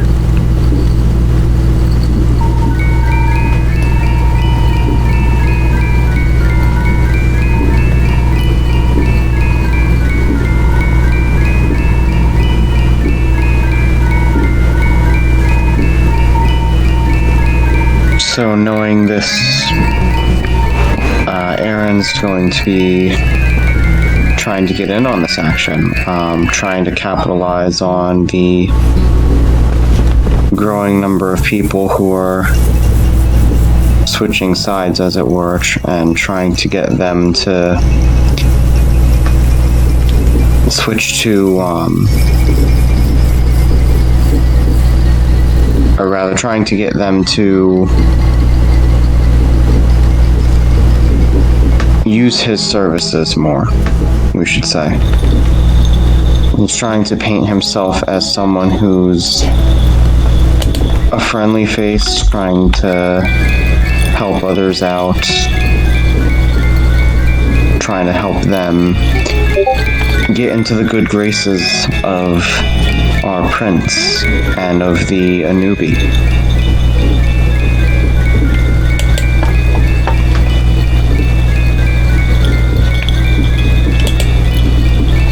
The funny thing about coming to the attention of your betters is that you can never tell what the outcome might be. Coming to the attention of your betters is a curse of sorts. Much like saying, I wish you all the luck that you deserve. It's not what you deserve, it's what they think you deserve. And being successful at one's trade locks you into continuing to be successful. It unfortunately also brings with it a certain amount of attention that it is impossible to shake. It is only as you conclude the meeting with you and the the Cobras who operate near and around the area. They are a coterie of former gang members who bound themselves together initially under the Baron Newton because they seem to be on the right track. They seem to be able to get away with almost anything. However, they need to revitalize their image. They need to be seen as pure and upstanding members of the tower, lest they get, well, what you all did to those others. It's a little ballywag back and forth, a little negotiation, with them, all of the power being on your side of the table, until Foppish, Pink, and Cherubic Grassus and his bodyguard and his bodyguard saunters in, even dressed in completely modern apparel. It drapes and hangs off of him as if they were robes, as if they were togas, ill-fitting, too large, but with his size being so small, that everything is. And unfortunately, because of his lack of exercise and his plump flesh, children's clothing don't fit him. Even the modern enhanced sizing offered to children these days don't fit him. He's too soft. He's too Rubenesque, which is a hard descriptor to apply to a self-identifying male, but that is immediately what crosses your mind when seeing him. He is Rubenesque, voluptuously rotund, not grotesquely so, that you are not titillated, that you're not interested in seeing what those formerly warm, fleshy bits felt like, but titillatingly so. There's that still air of extreme carnality to him. And for Aaron, who has existed in the world of all business for business sake, the total image is disgusting. Because he outlived Merrick, who was a prince of note. And if things are to continue moving in the way that they are, he will outlive the current prince as well. His foppish gentility, his oozing of smarmy, all too close, all too pressing sensuality and everything, his effete giggling like some tickled child is disgusting to you and ideal because there's not much seeming of business being done by him. And if he's not going to better the clan, he could at least better himself, and yet he does not. And as he enters, as you're meeting with the head officer of the Cobra Coterie enters, there is something that begins bubbling, and you know that it is your beast. It is your beast seeing him as something weak with an exposed belly. And while it's not your vitae of choice, him being already dead gives him a free pass. As he sits without asking, "Hello, my dear boy. How are you?"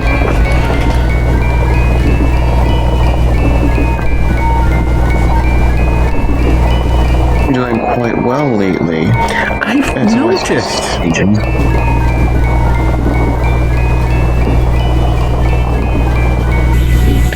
How have things been with you lately? Oh, you know, finding all of the treasures, enjoying my television moments. I don't get to watch as much as I would like. I understand that there's this great show that centers upon my life. It's called Rome.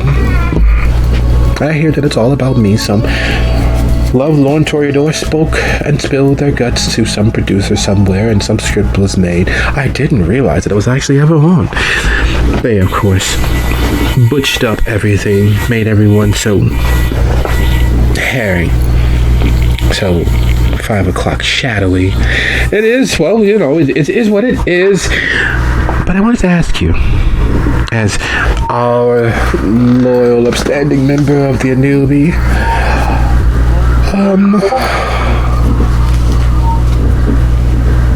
do you know what happened to Baron Newton? I had a few individuals look over the bodies. I didn't see him there, and he was not moldering anywhere. He wasn't one of the initial cut down either.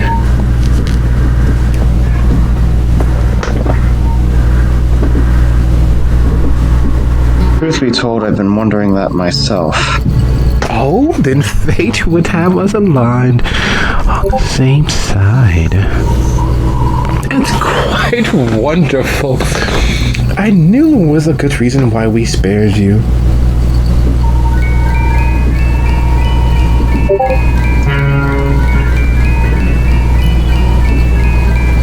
I would be inclined to agree, seeing that I'm still here. Yes, you are. Making quite the name for yourself amongst the younger members. Almost too large of a name to miss.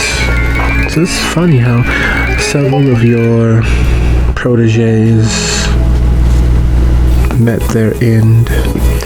How some would say even your greatest protege met his end. After all, he can no longer do business openly in the city, can he? Almost like he'd have to work through an intermediary. Do you think... No, impossible. But maybe, right?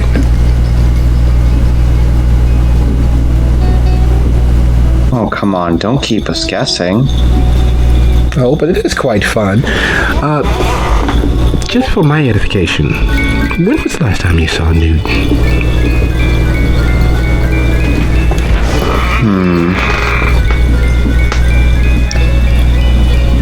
It's been quite a while, actually, now that I think about it. Was it before or after his treason? Before. Quite a bit before. He'd seemingly gone radio silent with me for some time. Interesting. I'm guessing he'd been mulling this over for a while and elected not to tell me. And you... Otherwise, I would have stopped it much sooner than it appeared. And you didn't notice. Either you trained him too well, you tutored him far in excess of what he should have known, or perhaps he was acting under your advisement. Now, we're amongst friends. You can tell me. I love a good juicy secret. Fortunately, I am not quite that adept at political maneuvers. You say that, but I can't say that that is not, in fact, the case. I have been keeping my eye on you and your associates. I think I'm going to call you all the Capitol Hill Gang.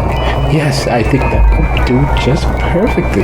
The Capitol Hill Gang. It makes you sound like very tough and violent members of Congress. Maybe just tough senators. There's a different sort of toughness in the House of Representatives, the House of Commons, the lower level of politicians. We wouldn't want you to be that. And he somehow snaps his pudgy fingers. And they are too meaty and pudgy. It's like watching two brown and served sausages rub up against each other and accidentally start a fire. An impossibility, but yet there it is, his snapping, and his bodyguard, the large wall of muscle that you are sure she, much like your own retainer, spends the early morning hours working at her craft, and her craft seems to be just bulking for size, all show and no go. But she does step forward to the table, handing a file to him. And by file, it is literally just a stack of dinner napkins. He looks through them. They're clearly color-coded from various places, and he flicks them as if they are handkerchiefs until he gets to the one. Oh, yes. This one here. And he hands the stack back to her and turns it so that you're able to read the napkin. It is written in actual ancient Latin.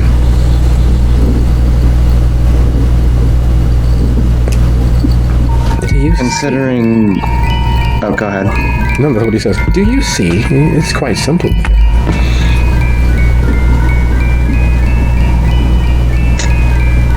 Considering Aaron's affiliation with the cult of Mithras, is that a language he would know? Celtic and a transliteration, yes, but it wouldn't be exact.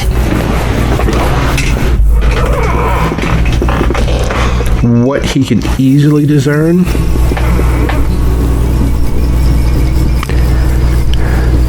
several of the code members that you've just excused yourself from are criminals.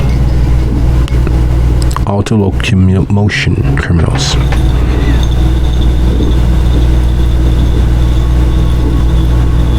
There's several, of course, signed, sworn to witness statements suggesting that they might be acting as fences and covers for your lovely Newton in the midst of their rampant criminal activities, using agents of agents, thinking they can hide their little dirty fingers from those who actually pay attention.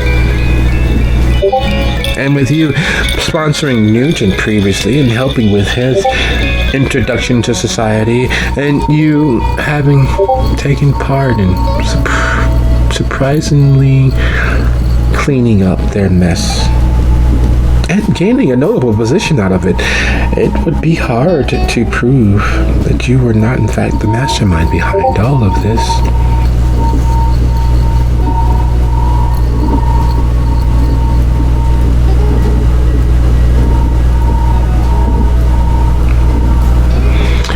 Now, Aaron, what should I do as a good, upstanding member of Prince Decker's domain? What should I do as a loyal member when finding out what seems to add up to some unsavoriness by a member of standing, someone who holds a high office, a protector of our land? What should I do? You should allow me the opportunity to prove my innocence, as any upstanding member of this city should be offered. I see. How long would you think proving your innocence in a situation like that might take?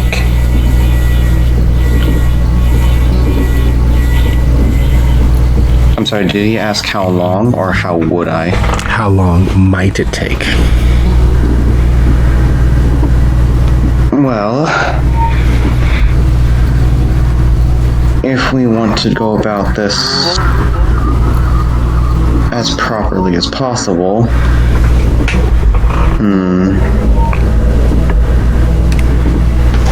I would say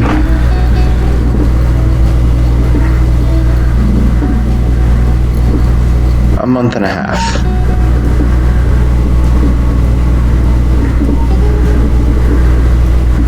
Ho, ho, ho.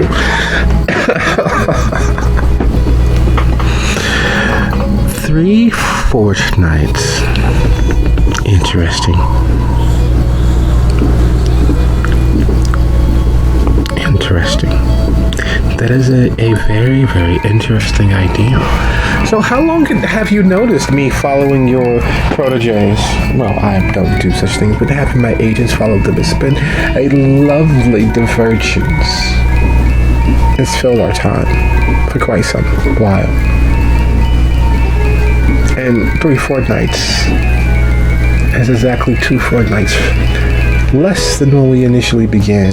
Your successes are quite startling and surprising. So one thing leading to the next, and we ensured that we were there to witness your success in action. And what did we find? That several members of your tutelage have sought other paths to success and glory.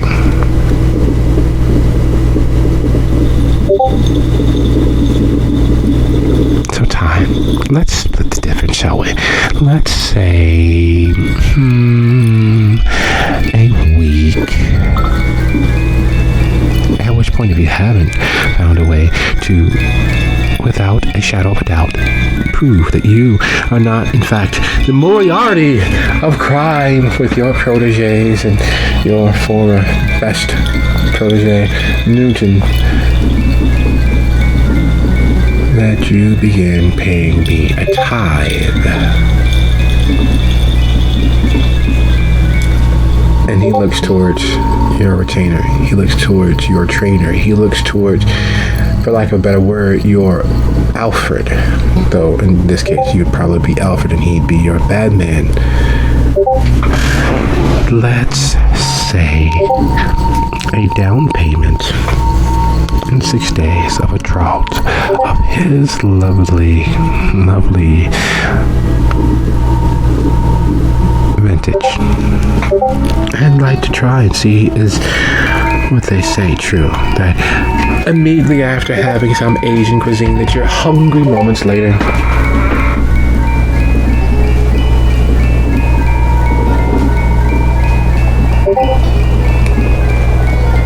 I assume you don't expect me to agree with it to this without at least some sort of fair exchange as well. Right now, it seems that you're the only one that stands to benefit from this arrangement. Oh, now, I would never play that sort of game. If you're able to do so in a week, you will have more than enough leverage on certain members of our community.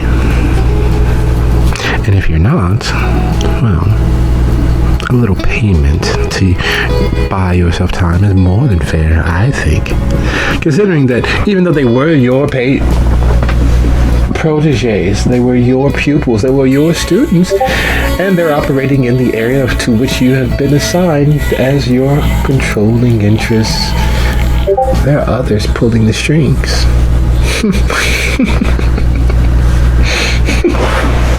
It is so lovely. Oh, we can't all be perfect, can we? Oh no, but you can try to be me. Maybe in your next life if you fail this one. But they don't have anything enjoyable, and he looks your retainer up and down as if they are a sizzling steak cooked to perfection, allowed to chill and cool, to rest before being devoured.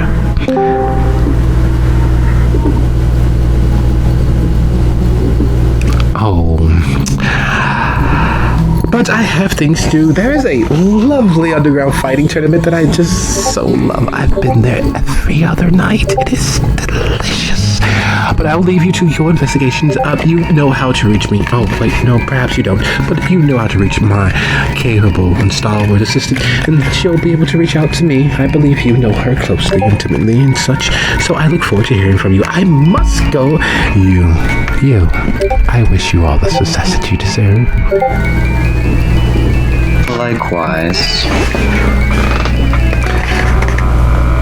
Arrivederci for now. And he gets up and sachets out of the building, leaving you time to contemplate exactly what has been imparted and what has been hidden. And once he leaves, Aaron will turn to Raiden and say, well, it seems we have a mystery on our hands. Not so much of a mystery. It just seems as if he has plans for you. Oh, of course. everyone in the clan has plans for each other. Do you believe it is? As far... Oh, go ahead. Do you believe it is time to gather your associates and make headway of things? Agreed. It's going to be a bit of a challenge bringing Newton in within a week. But I imagine bringing his head before the prince would be a nice way to prove my innocence, don't you think? Yes, and of course that's not the plan that this one is playing. Hold on 1 second.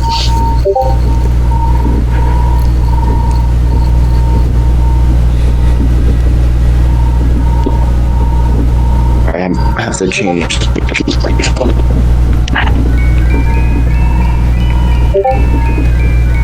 Okay, can you repeat what you just said?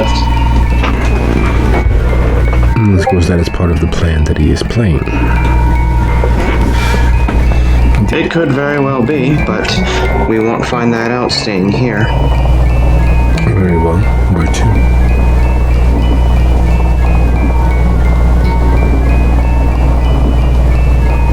Let's see if we can reach out to everyone and have the team assemble.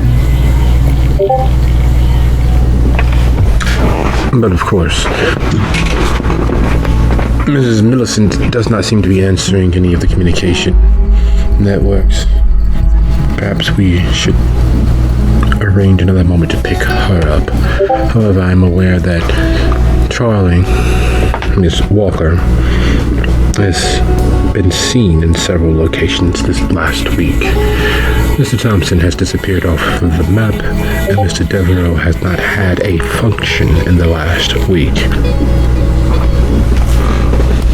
That is most concerning.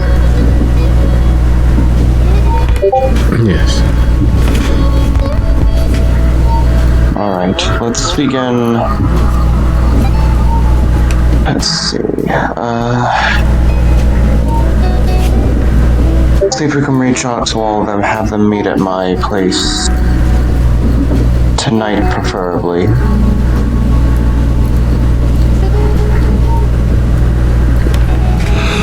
But of course, I'll make arrangements. Would you like to tour your domain?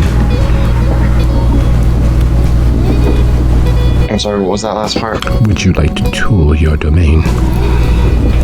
Yes, please. As you all make your way towards Capitol Hill. Max, there's just something about shitting where you eat that makes the entirety of hunting under the scrutiny that you are currently under unappetizing. Normally you have 2 to 3 shows exclusive. You're able to take your pick of, well-heeled and moneyed individuals with all the privacy necessary to ensure you don't have any issues. However, getting out on the street and actively hunting for your meal seems considerably beneath you. Considerably so. So much so you don't want to be seen doing it. Last thing you need is for one of those no-good rent-a-cops that are patrolling the area, supposedly to keep the area safe, finding you in full flagrante with some mortal.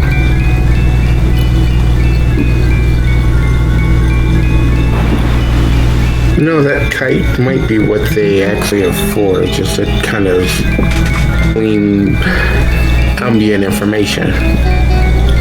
Because they're definitely not where they're supposed to be doing what they're supposed to do. I mean, protect me. So, no, I can't get a show, but I do have to hunt, and I don't want to do the whole club thing. So,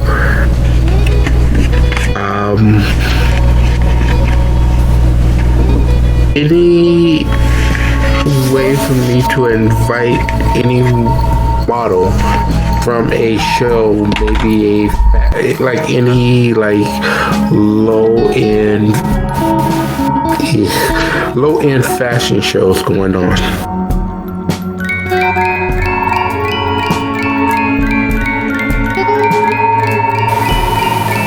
And perhaps I can glean a few models and take them home.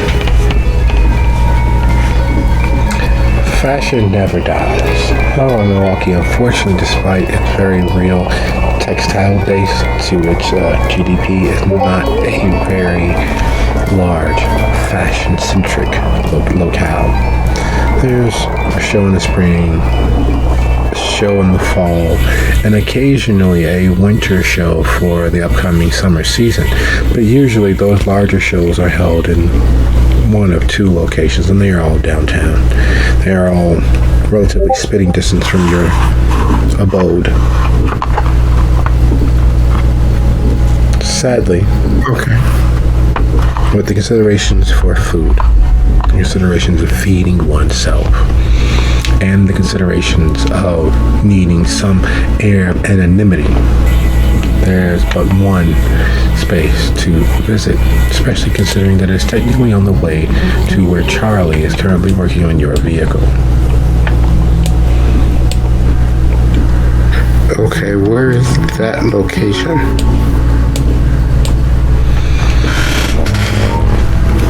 190 and 145 between 60th and 51st Boulevard, between Congress and 190. Isn't that the area that I'm supposedly...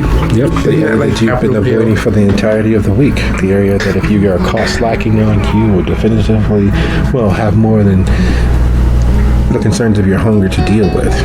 You have not visited nor been seen in the area, and you are sure, based on your last perception with your guards, that they're part of the watch system, part of the security system is feeding ambient energies, ambient information back to those in the actual hub of power.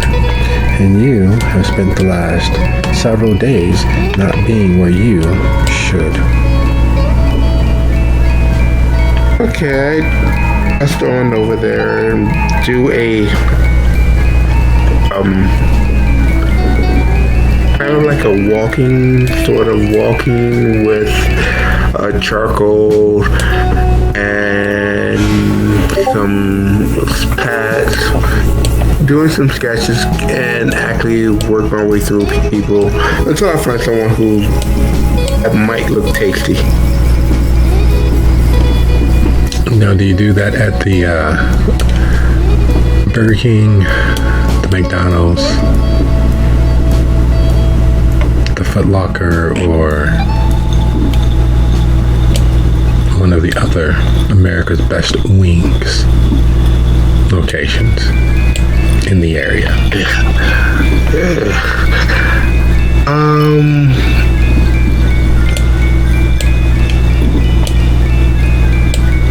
There's always Taco Bell. It never closes. No, thank you. I'll go to the America's Best Wings. Really? You didn't go for chicken? I prefer none of those other options. You gave me gruel, and less descriptive gruel.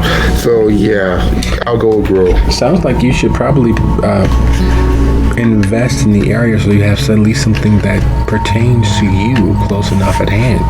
Because let's be perfectly honest, once you are accustomed to a certain level of cuisine, anything less feels as if you're slumming it. And while the area may be beneath you, while the area may be one filled with crime and graft, and those who are considerably less wealthy than even your doorman of your condo building, if you are responsible for the area, which you are, and if you are not seen in the area often enough, which you are not, you could be seen in violation of the grace and largesse given to you by Prince Decker. You all are already on more than thin ice because there were several clearly attentive members of society who noticed the split in relaying why you all were in the area, your cover story being dashed upon the rocks.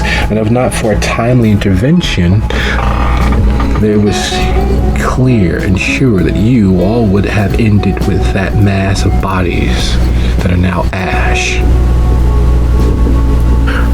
Okay, what area? No, actually, is there like a mall that's starting to fail in that area that I could potentially buy? The entirety of the area is relatively financially failing. Most of the businesses in the area are hanging on, and what, if they were farmers, would be subsistence farmers. They're not very good at that. There's only so much circulating of monies and funds in the area. The biggest source of income for most in the area, in fact, is crime. Stealing from where they work and selling at a profit, or worse yet, selling from somewhere else and selling to where they work at a profit, and the profit is literally pennies on the dollar at this point. It has been failing for several years, partially due to the focused interactions and interventions of kindred to keep the area a feeding frenzy. No one cares or notices when they go missing. No one cares or notices when the rates of violence rises a little bit. 1% here, 2% there. It goes unnoticed. Part of it has been the, purposeful deflation of the cost of human existence in the area, which is financial, which is economical, which is food-based. Because even though Milwaukee is a major metropolitan city, Capitol Hill area is one of the recognized food deserts. They have food parity and availability equal to a third world country. Everything is fast, processed, fried, or otherwise less than life-sustaining. Part of it has been purposeful, by design.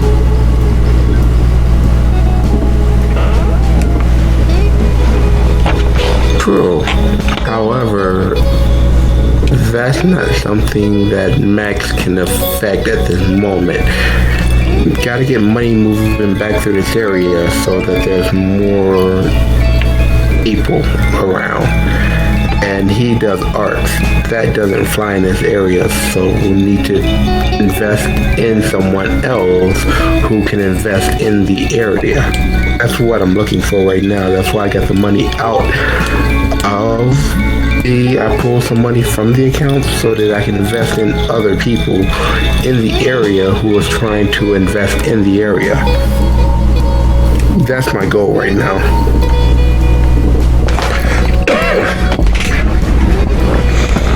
So the idea, the goal, is to better the area by getting money circulating, which is great. This is wonderful. It's a good idea. You find yourself in the northwest portion of the Capitol Hill area. You're off of Fond du Lac on the other side of 60th because you're still looking for a place that makes sense to invest in. Let's be perfectly honest, your standards are extraordinarily above the area. There's a minimum that you're expecting it to be able to do so that you can put money into it, and the financial aspect of being a angel investor playing on your mind, and you need to still turn a profit to hide a profit or to get money circulating. Right. There is a lovely middle fine dining establishment, Gene's Supper Club. It's been in the area for years. It's a family-run establishment, but they keep their standards up. The staff wears a clearly easily accessible uniform, white shirt, black pants, red apron, sleeves rolled up, shirt spotless and crisply pressed for easily 3 generations.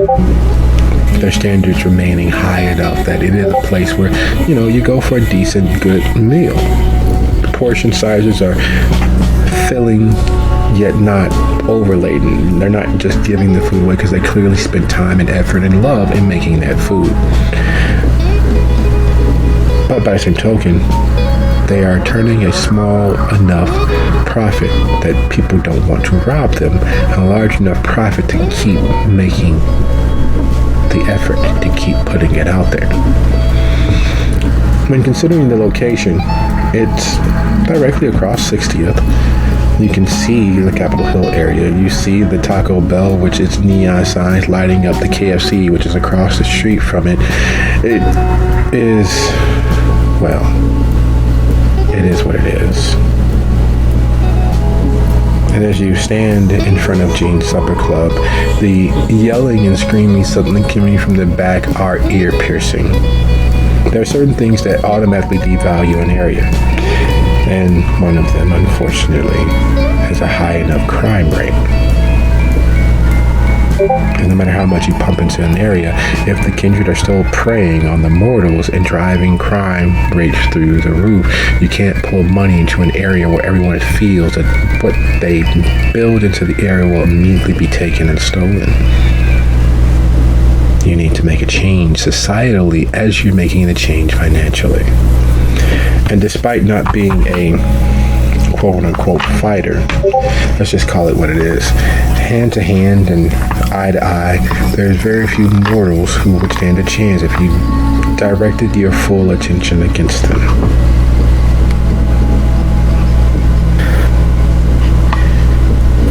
Okay, taking a deep, unneeded breath, looking around the area, walk in, and take an idea of, and get an image of who's in there, what's in there, how can it be increased so that people would not want to rob it, not because there's no money in, but because of there's a feeling that this place really just shouldn't be robbed. And if there's a criminal element, how to get rid of it. I want to kind of get the background on who's in there at this moment.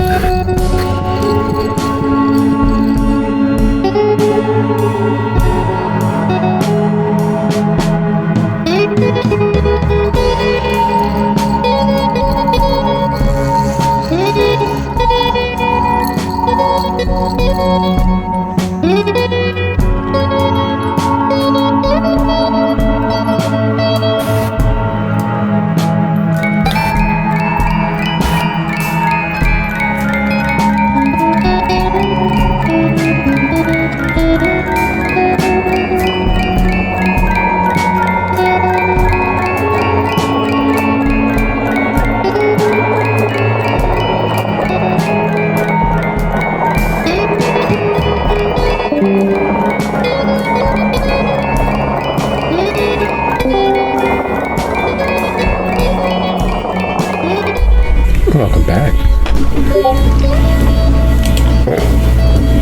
Want to make sure. In my way towards the screens, look around and see who's in there, who's not doing anything, which is just as important to me as who has the screens.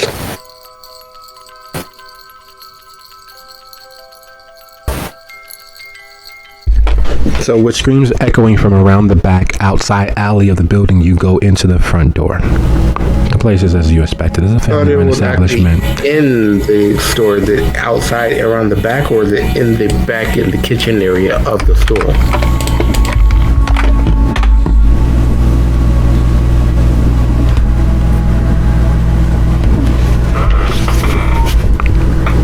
Okay, I misunderstood you. I apologize. So you move around the building. Are you taking any steps to obfuscate, occlude, or otherwise masquerade your footfalls? I literally don't have any of those abilities. So that will be a no. Okay, sounds like a plan. So as you make your way around the back of the building, or at least begin covering that distance, and there's a certain stench that clings to the air. There's a certain feeling that clings to the air. The best approximation of what clings to the air is poverty. And you regret having to throw yet another pair of shoes away, but the truth of the matter is, as you make your way along the side of the building and you dodge and step around most of the large puddles of liquid gathering there, you realize that it's almost impossible to avoid most of these splashes, these splatter spots, and that those droplets will get all over the shoes, will get all over your socks, will get over the hem of your pants. And you realize that as you make your way toward the back of the building, that there's no way to really round that corner closely without getting some of the slickness from the outside of this building on your jacket and on your bag.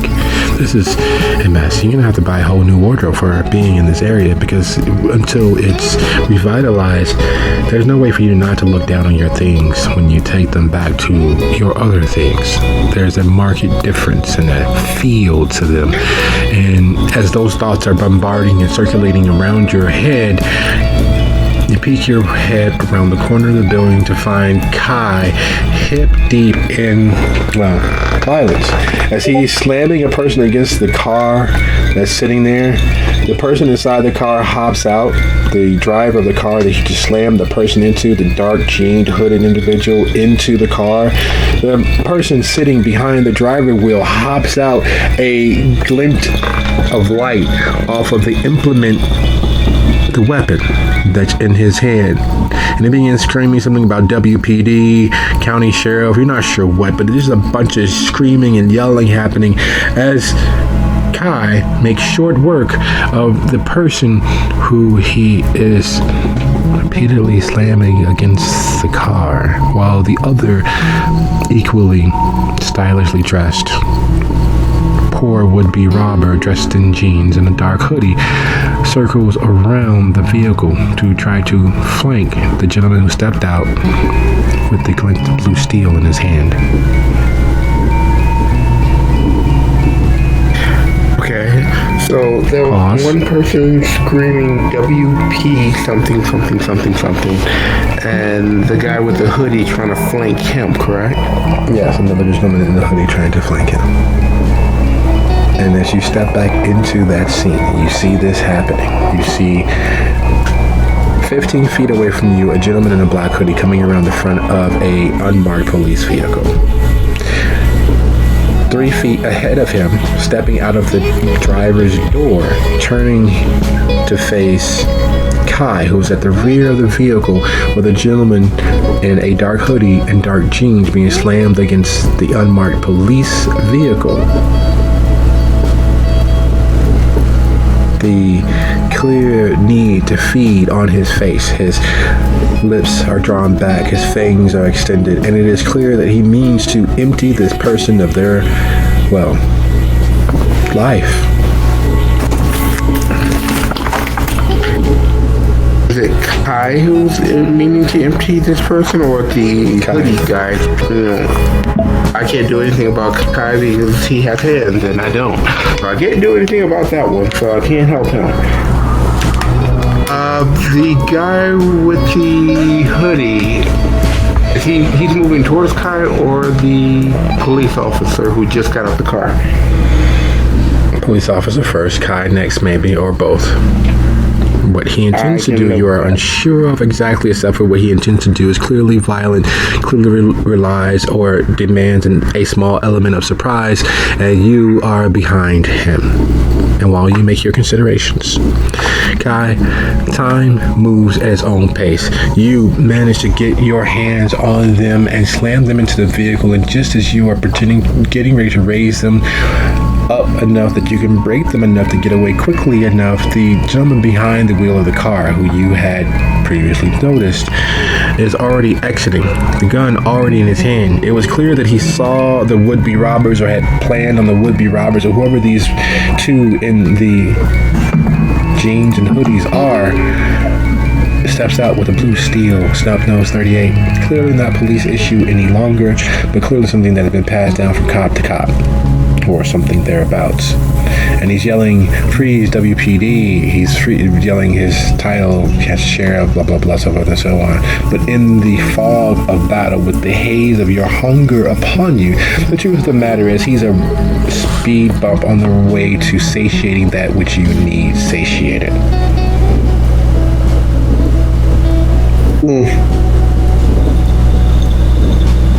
So to clarify, I have basically cracked one of the people's necks onto the wall, onto the car, and I'm holding the other guy. The person you cracked, the person you shoved into the car to disorient so that you can begin feeding on, is the person in your hands. Okay. The driver door opens and the driver steps out, blue steel in his hand, yelling his title and rank and WPD, freeze, over the so on. What you decide to do at this point with your fangs bared and your hunger upon you is entirely up to you. But needless to say, the easiest thing, because you know that there is not one single living person that could stand against the full onslaught of your intentions. Combat is never really fair when they choose to face off against you. You have experience, time, and the fact that bullets don't do anything more than tickle the soul for you. What are you going to do? Okay. Kai lets out an unholy chuckle as he raises the person in front of him and starts moving towards the cop. Excellent. Menacing. Very, very tasty. And speaking of tasty, just don't not pay attention to your own ends and your own goals, because the moment that you stick your head up and even pay slight attention to your neighbor over that fence, there's a good chance you're going to get your eye poked out. And that's exactly how Charlie feels in this particular moment, because it's a brilliant idea. A rotating and moving car chop situation that is not traceable or trackable easily by any of the law enforcement. Not that they're not easy enough that you can bribe or pay off or any number of things. The only problem being, and here's the thing that really drives it all home and ties it up into a nice, neat bow, they're doing so at the behest of other kindred on your domain. They are literally making the newly appointed Anubi, well, they're bitches. They are clearly placing themselves above you all. And while in a corporate situation, someone stealing your work and making it their own can be easily routed with a stern talking to or several email exchange. In the animal kingdom, i.e. in the kindred kingdom, those who you allow to dominate you will continue to dominate you because they not only did so, but were supported in the fact that you didn't stop them.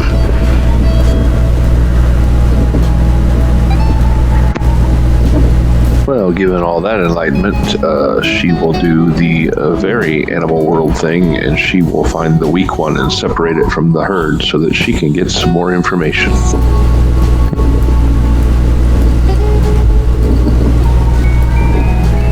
Would you be so kind as to go ahead and roll your...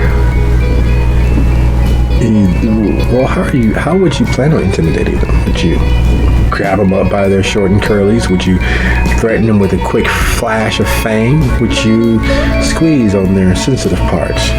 Their connection to family, their connection to lovers or wives or husbands? Or would you do something a little more classy?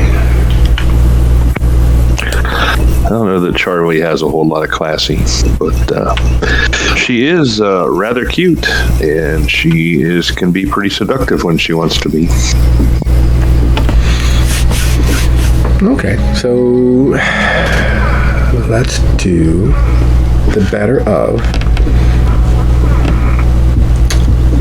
either charisma and intimidation or manipulation and intimidation.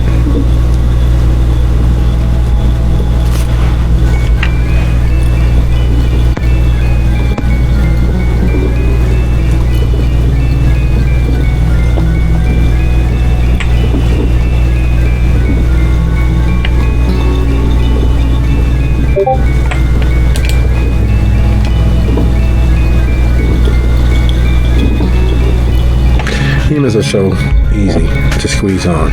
And not that you see them as different than kindred, you just see them as less experienced versions of kindred. Thanks to Charlie's understanding of their beast and their experience with their sire as a whole. Because as far as gangrel go, your sire is downright a helicopter sire. As far as kindred go, your sire is absolutely overbearingly, ridiculously smothering. Though you haven't seen them for about 5.5 days. But for gangrel, that's not giving you enough time to get your shit together, not giving you enough time to breathe, not giving you enough time to find yourself and find your agency. And it's all over you. Oh my God. But anyway, with those thoughts percolating, with that experience at hand, seeing humans as less or different than kindred is not quite where you see things. There's the animal kingdom, which the humans are part of, but which the kindred are apex predators of.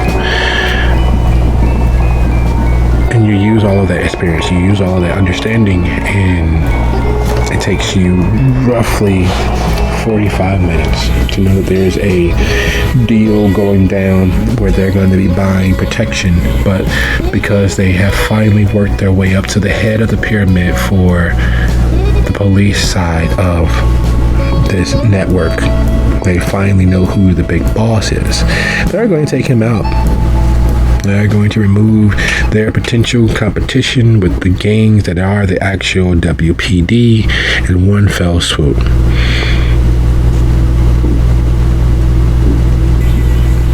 And here's the thing. As a sound plan, it would make a name for themselves. It would also, however, paint a target on the area. The police, unknown to most average people, operate in the same structure and same gang-like mentality of those that they actually police. And there are several gangs within the police. And if they've worked their way up to having a private meeting with one of those police gang leaders, and they end that police gang leader, they've officially opened up war on the area. Gone is their little secret operation. Gone is the peace, and very much gone is any opportunity for you to easily feed or not in your domain. Yet again, another demerit against House Capitol Hill. The meeting happens in roughly 40 minutes. What is it that Charlie would be doing?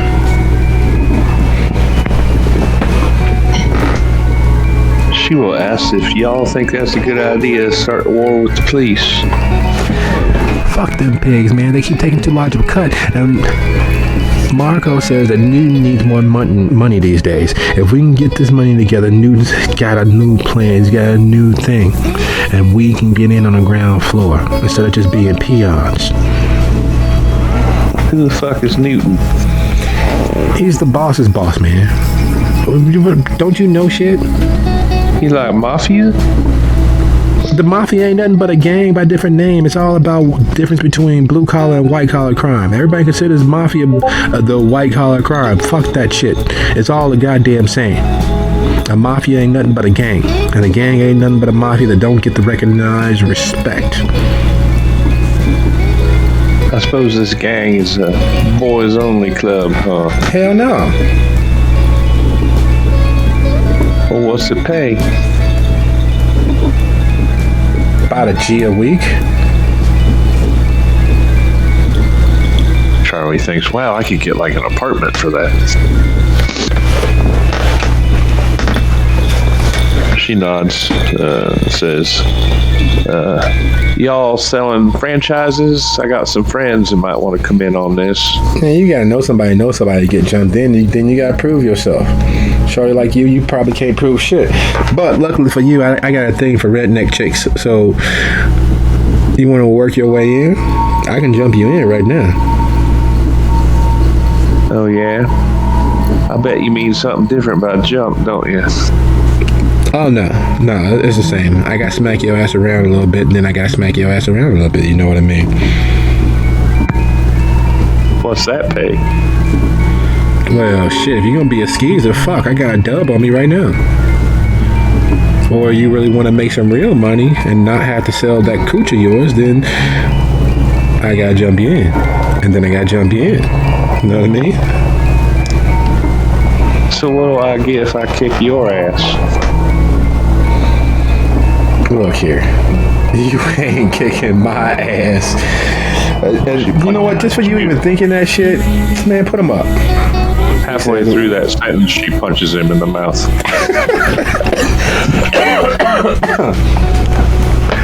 He says, go ahead. Would you go ahead and roll your strength plus brawl?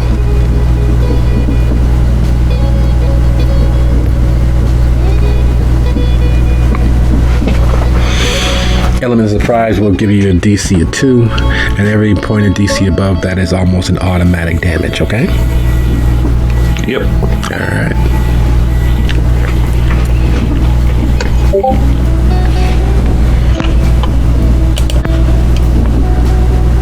I think I will willpower that.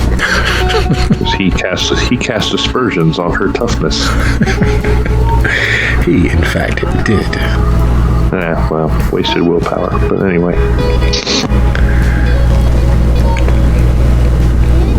The problem being is there's a disadvantage to not being as tall as the person you're getting ready to hit. Now, normally that's a disadvantage that is very hard to overcome. What's Charlie's strength? Charlie's strength is 3. All right. So, with the automatic, because of the lower DC, that's 3, 1, 2, that's 5.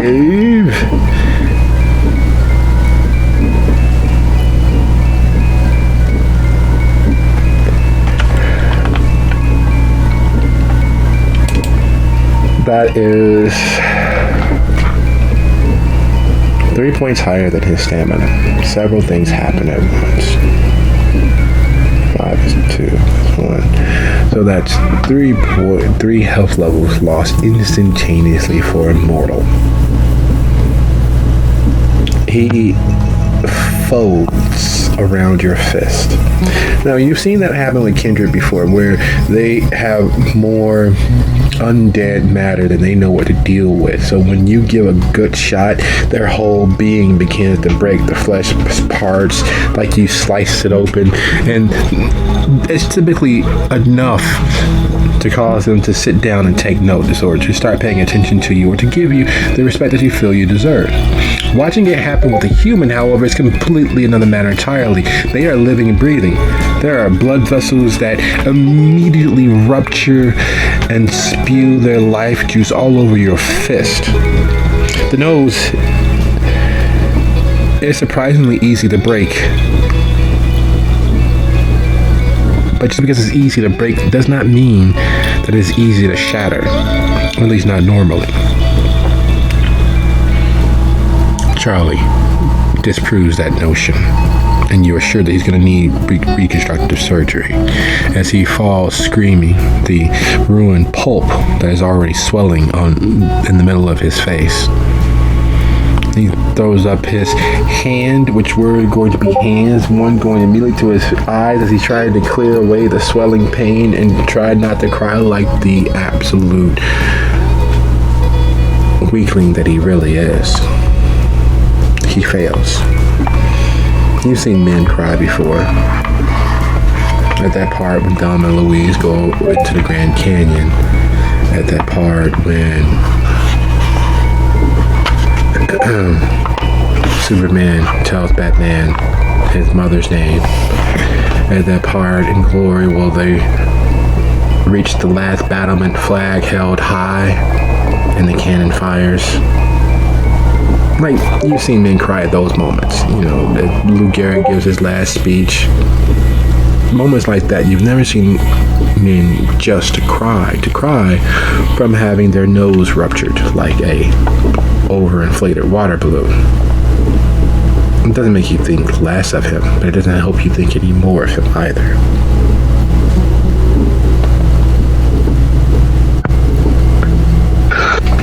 She will move forward and plop down on the lower part of it, about where his ribs are. Sit on him and look down at him and say, well, goddamn, good thing I didn't have my thumbs in, or I'd have fucked myself up almost as bad as you.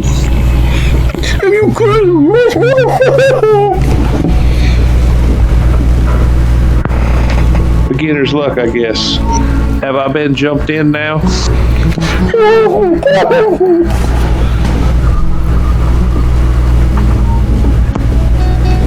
She will pat him gently on the cheek, and she will give a look around to see if anybody's nearby. And if not, if she has no eyes upon her, she'll take a little nip. She's got a little hunger. She takes some edge off. There lies the real insult to the injury of it all. Normally, sinking fangs is a quite pleasurable incident. Pleasurable enough to make you lose track of time, to lose small details, and for your mind to piece what happened together from what you believed happened, not necessarily what did happen. It's funny that partially to shield you, and partially because the pleasure of the feeling is too much. It wipes out the details of almost everything else, leaving your mind to have to piece it together in hindsight. As she sinks fangs, the pleasure is just enough to make him stop crying. As she sinks fangs, it's just enough to send him over that last step, and he passes out in her arms. He is going to sleep like the dead. He is, well, point blank simple. He's pretty much well and truly done for.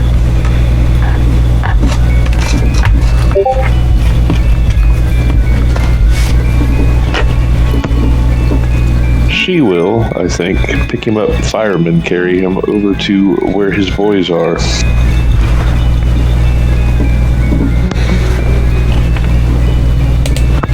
And upon arriving there, she will set him down on the ground and say, your friend here, he got a little fresh, then he had a little bit of a stumble.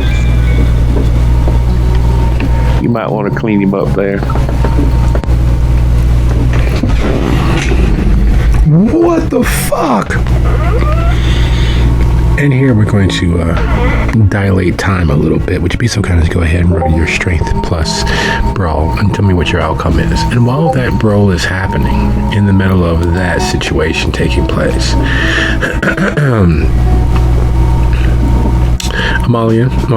Cassandra, as you begin putting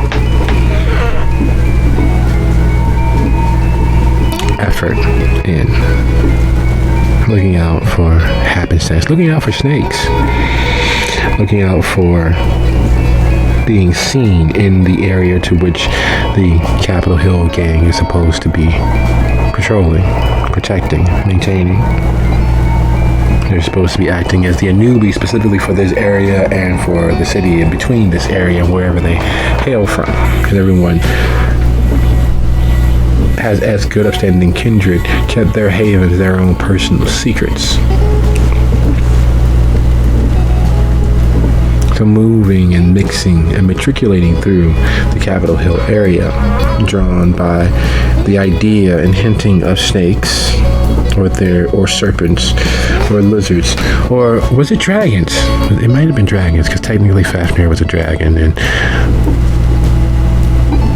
thoughts bombarding themselves and taking in the world, following the whispers and ephemeral traces of danger. She only realizes that that's what she's been drawn to as she rounds a corner, and there's Kai's back. Standing facing down. Kai is a tall police officer. You know he's a police officer because of that haircut and that mustache and that gun that he's pointing at Kai. Can't really quite make out what they're saying, But as you're standing behind Kai, you can look past the police officer and see Max and his bodyguard closing in on the cop. So you're sure the situation will probably work out. But the last time was last time. And things worked out. But did they really? Did you avert any of the coming crises by attempting to escape the situation, by attempting to not engage? Some would say no, some would say yes, but it doesn't matter what they say. It matters what you feel and what you understand in this moment.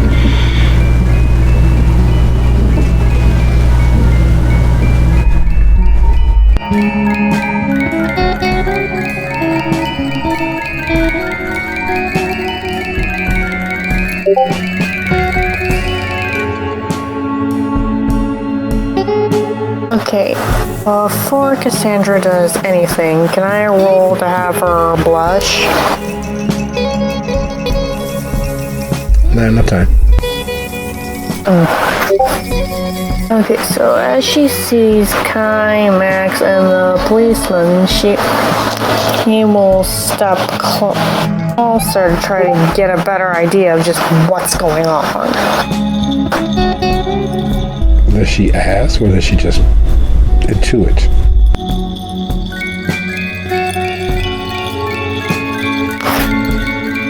She starts to slowly insert herself into the situation. Well now, she says, it seems I'm not the only one who decided to go for a late night stroll.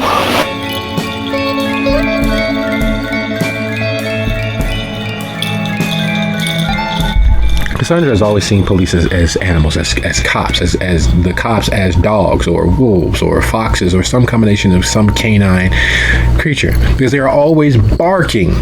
And that has not changed, because as you're easing closer to this very tense standoff, because that's kind of what it is. Kai is easing closer with whoever he's holding, the cop, and Max and his bodyguard are easing in on the cop from behind, and the cop is sitting there screaming, it kind of blends together. You can't quite make out the details of what he's saying, because it sounds like he's just an overgrown sheepdog barking because there was the mailman delivering to the neighbors. He's just yelling and screaming and pointing, and there's the feeling that he feels lost. The respect that he feels he deserves is clearly not being paid. It's a very tense situation. He's having a rough go of things. You can tell that his wife is probably going to miss him because they're getting a divorce sooner rather than later. You know that he probably has at least 2 kids in either high school or 1 in college. You know for a fact that, well, this alley will probably be the last thing that he sees for a very long time, if anything else, after they're in. And just like that cop, you realize that he didn't mean to shoot you in the left eye, but Kai was too fast, and the Max's bodyguard got to him and caused the gun to move slightly to its left, causing him to miss Kai and hit you. And while he didn't mean to do that, there's still the fact that you are sure that it takes a little while to mend the damage to the cranium for some strange reason, a little bit more damage than it should.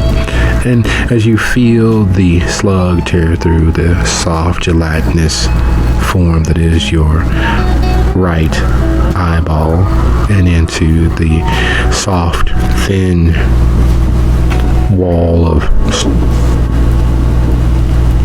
bone that separates your eye from your actual skull and into the soft tissue of your brain. You're thankful that even dead, the brain doesn't have any nerve receptors, so you don't feel that, but you do feel the exit. And for some strange reason, the shell small enough to enter in through the eye need to leave with a tennis ball size exit wound, and that takes considerably more time to mend, considering that it tears through a good portion of the gray matter, which you don't feel, but that back exit you feel burning through your soul, because that is painful and there's no reason for that. And all it takes is anyone, and as you're leaving the underground space, heading to try to meet the others and get them aware as to what you all are sitting on, which is in fact a maze of potential. That underground facility, you have enough stories and space that if you were really, really careful to have mapped out all of the exits and entrances, you could form, like, perfectly honest, your own little community. It's its own warren. And there's magic there. And there are other things that have had access to it and probably still have access to it. So as you're leaving, Molly, with the idea of what that is, to meet the others, to get the others, you don't keep a cell phone. At least not one that's easily discoverable.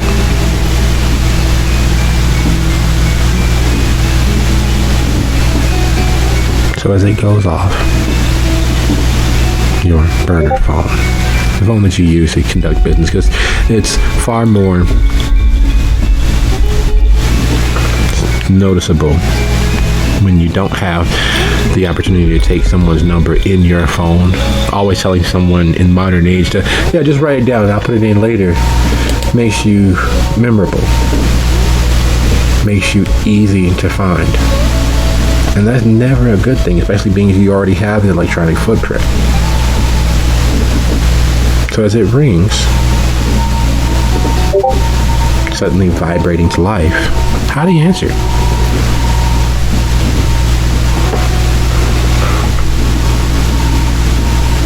Hello? Hello, Miss Milliner. The one and only. This is Mr. Hamilton's phone. Would you be so kind as to hold one moment, please? Absolutely. Mr. Hamilton, I rang Miss Milliner, and we are nearly to Capitol Hill now. And he hands your phone back to you.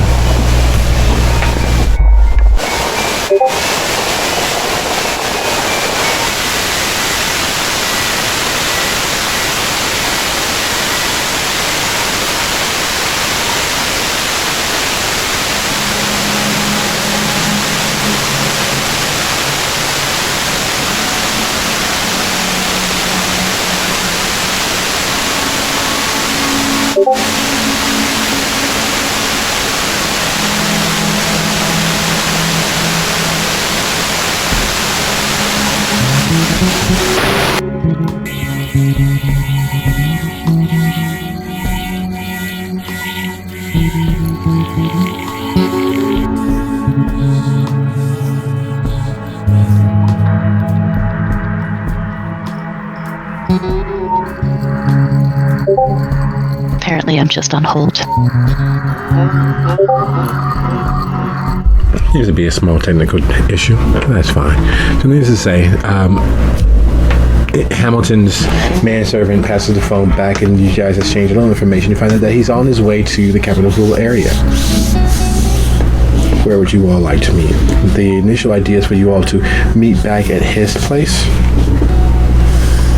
But as you were heading to the Capitol Hill area to find Kai, because he doesn't have a phone or any way to ring him, the only way is to swing by his area and circle until you spot him moving up and down the block.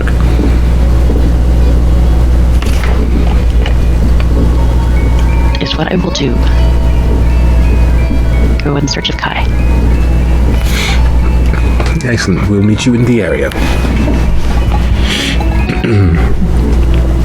As you all move towards the area, not quite simultaneously because you are closer, but simultaneously in terms of intention. You are circling the area because you know he typically doesn't actually float through the area. He, in your last week of being present and on deck and being there in the facility exploring, you've not seen him actually in the domain. He's been at the edges, he's been on the outside. You've even seen him hanging around the front door of the Taco Bell once or twice, but you've never seen him actually in the domain.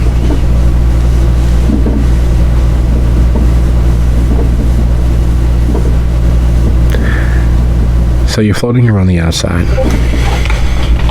You're not sure whether it's good luck or poor intentions, but you find yourself across 60 near the family Italian restaurant that's over there.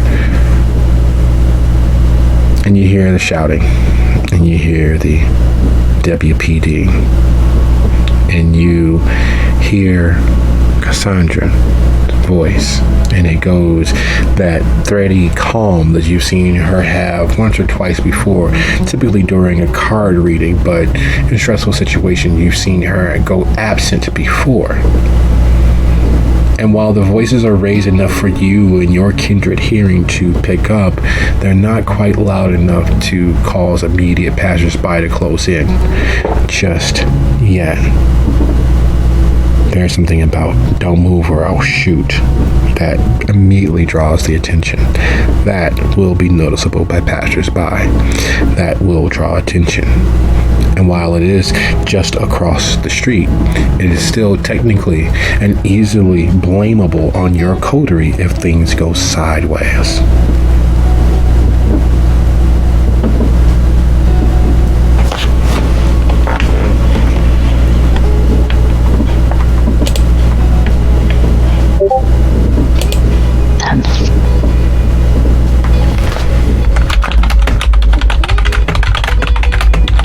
I will hang back for a moment or two and listen.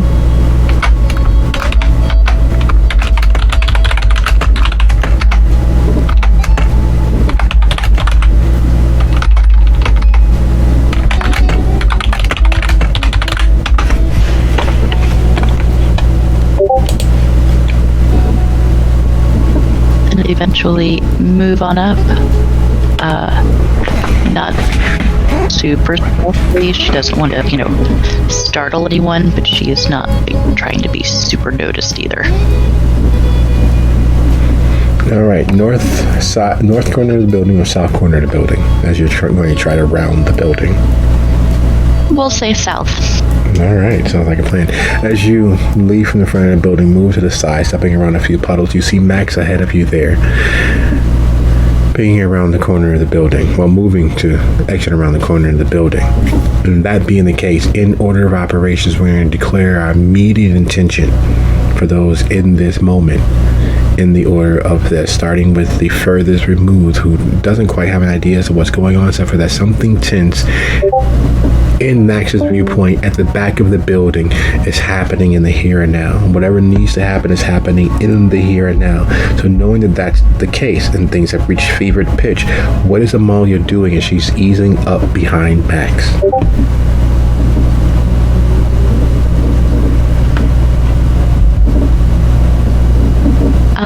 She is going to just, casually, let's say, make her hands into fists as she walks up, not just still down to her side, just, preparing for the worst.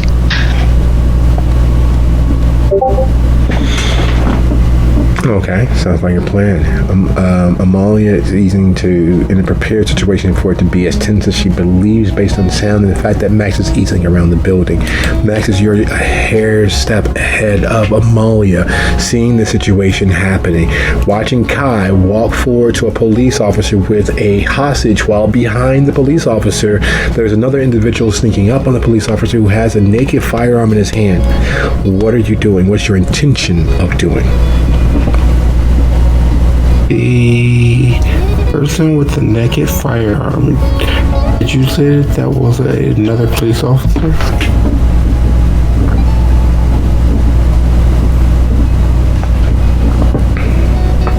What you see is the back of a person with a hoodie and dark jeans sneaking up on a police officer stepping out of a car. Directly in front of the police officer is Kai holding a hostage and closing in on the police officer with the naked blue steel firearm in his hand. What is it that you're doing? What's your intentions of doing something or anything or nothing? The guy who has their back to me in the hoodie, who I'm going to try to body tackle them. Not really my thing, but I'll get my hands dirty because it's Kai there. Hopefully, we can do this without someone firing their firearms. Okay, so you're moving to tackle the gentleman in the hoodie. And Kai, as you are watching the officer literally trying to execute his domination over the situation, the threat of his firearm, and his voice is usually more than enough. But as you close on him, holding the gentleman in the hoodie hostage as a body shield, what is your intentions of what it is that you're attempting to do?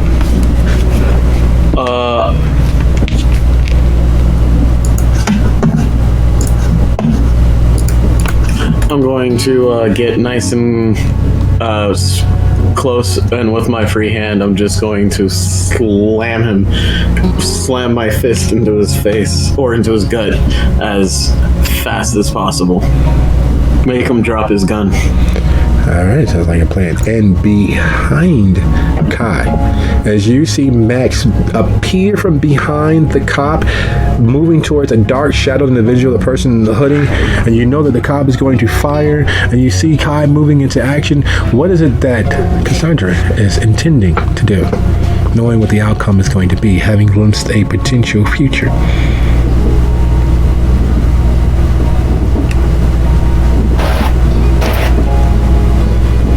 Cassandra is gonna try to step out from in front of the policeman and more towards the side. Okay. Basically trying to get herself out of the way, but not completely removing herself from the situation, because it's too late for that now. All right, sounds like a plan. Cassandra, you're going to go ahead and roll your dexterity and athletics, which is going to set the DC for what takes place going thereafter. Okay, dexterity plus athletics. You have to add this. Right, silly me. Still adjusting to that. All right. And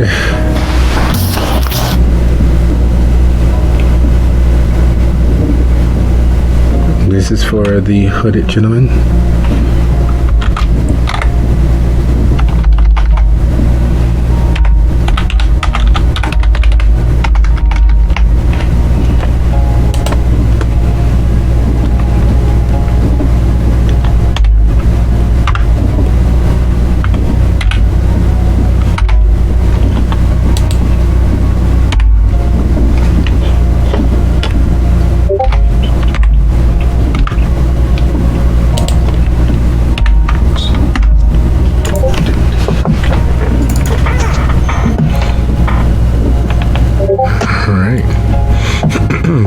And the police officer. Yeah.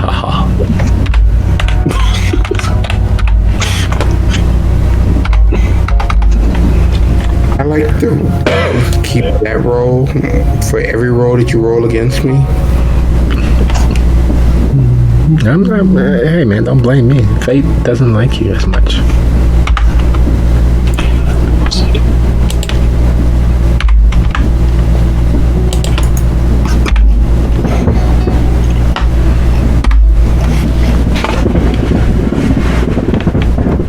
There you go. So, that being the case, Kai, would you be so kind as to go ahead and make your punch roll? Using the way of the punch, the foot fist way. So I take his strength plus brawl? Yes.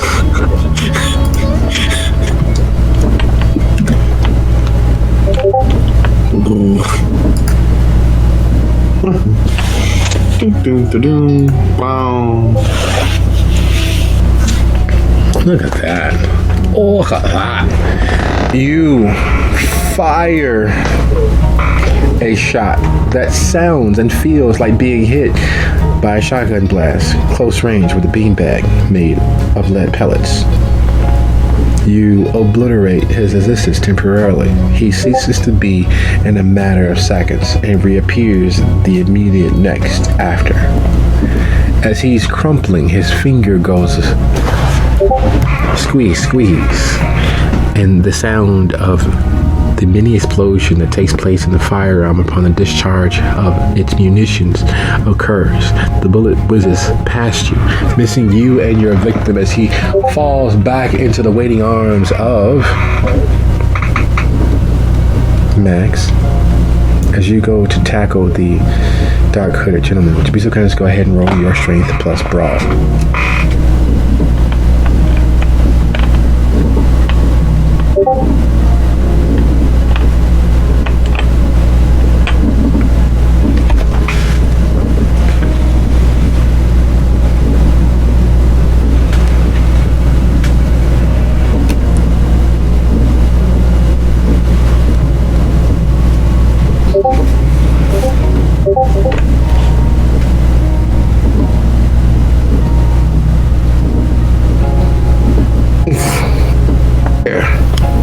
Take care of him. You in fact did. Did you want to utilize any willpower? That little dot right there at the bottom will help.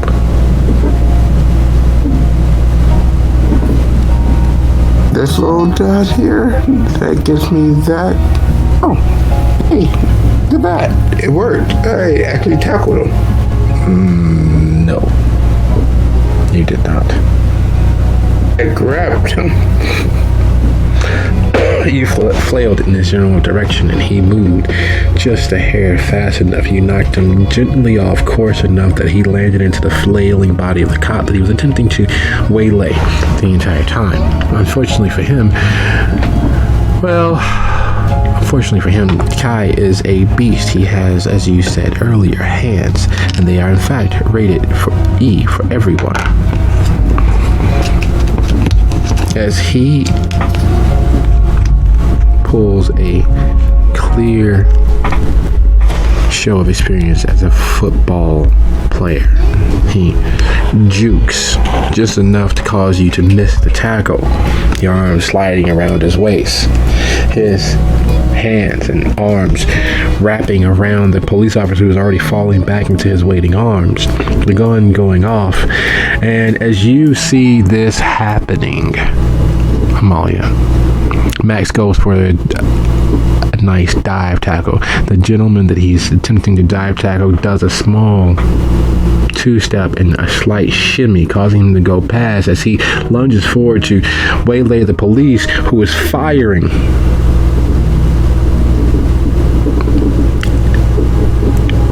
Is there anything that you would like to do?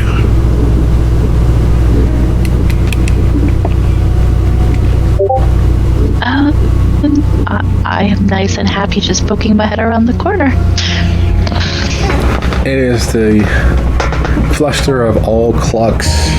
Violence has been unleashed. Blood will be shed and has been shed. And as you all are eye to eye with the mouth of what it takes to be a protector of a local particular area, Charlie, there was a time when people knew who you were then. Gals were gals and men were men. And often you think about, yes, those were in fact the days. People knew what to do. People had an idea as to what their roles were. Even if they couldn't live up to it, they had a metric by which to measure their failures by. All of that went by the wayside somewhere back in the late whenever. Because as you drop their buddy and prepare and brace for the oncoming storm of frenetic defense and activity, because after all, even if you don't like your coworker, you don't like the person you work with, like the person you partner with, there is a company respect. There is a understanding as to your organization and its ideals. You, even if you don't like the guy, there's a certain moral, ethical standard that you have to uphold. Yeah, that shit has been gone for a very long time. So as you dump their body and you playfully jest, you get the result that you were not expecting. 2 of them, of the remaining 5, decide to put their money where their mouth is and decide to kick your ass because you just horribly humiliated them. As you set about explaining with your fist why that's a bad idea, as you go about explaining why that is a ludicrous ideal on their part, and just to tell you what you need to know, the other 3 of the remaining 5 beat feet. They put knees to elbows. And it undermines your respect and the commonality of the basic decency of mankind. There's a way you do things. There's a way that things should be done, or at least the way that they used to be done. When honor meant something, when joining an organization meant something, when being part of something meant something. Now it means absolutely jack shit. And there's living proof of it. Because even against a single small person like yourself, they would rather run than risk putting any skin in the game. It takes you all of 15 minutes to make short work of them, to get the information that you need, and to know where this all is going down. To know that, yeah, this is a tinker sort of operation. This is a operation run by children. And even walking, it would take you just over 20 minutes to get to the meetup. To put a kibosh to this, to stop them from declaring absolute outright war with a gang of police officers by assassinating their top dog. Especially when people clearly know, well, the wrong and right people would know that they're meeting there. There would be some insurance policies already out there in place. And stopping them from making a muck or a mess in your backyard, well, it's fairly important to you continuing existing peacefully and blithely, unaware by your betters.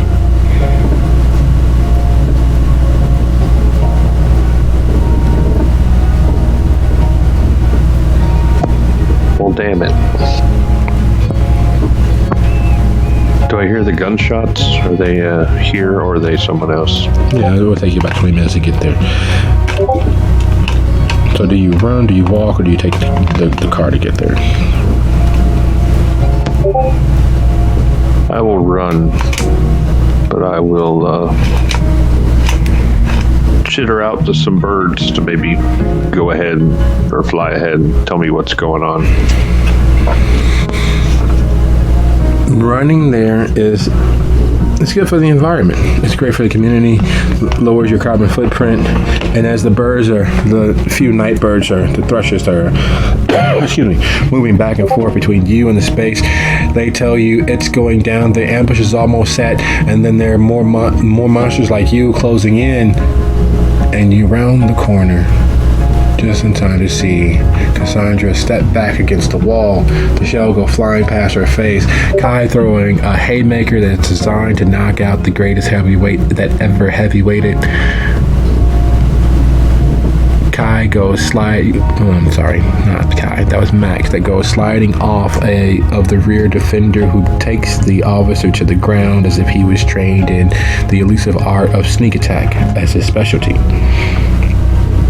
And the shot that misses Cassandra and whizzes past your head is enough of a notice that you are aware that this space, as the kids are wont to say, has just gotten hot.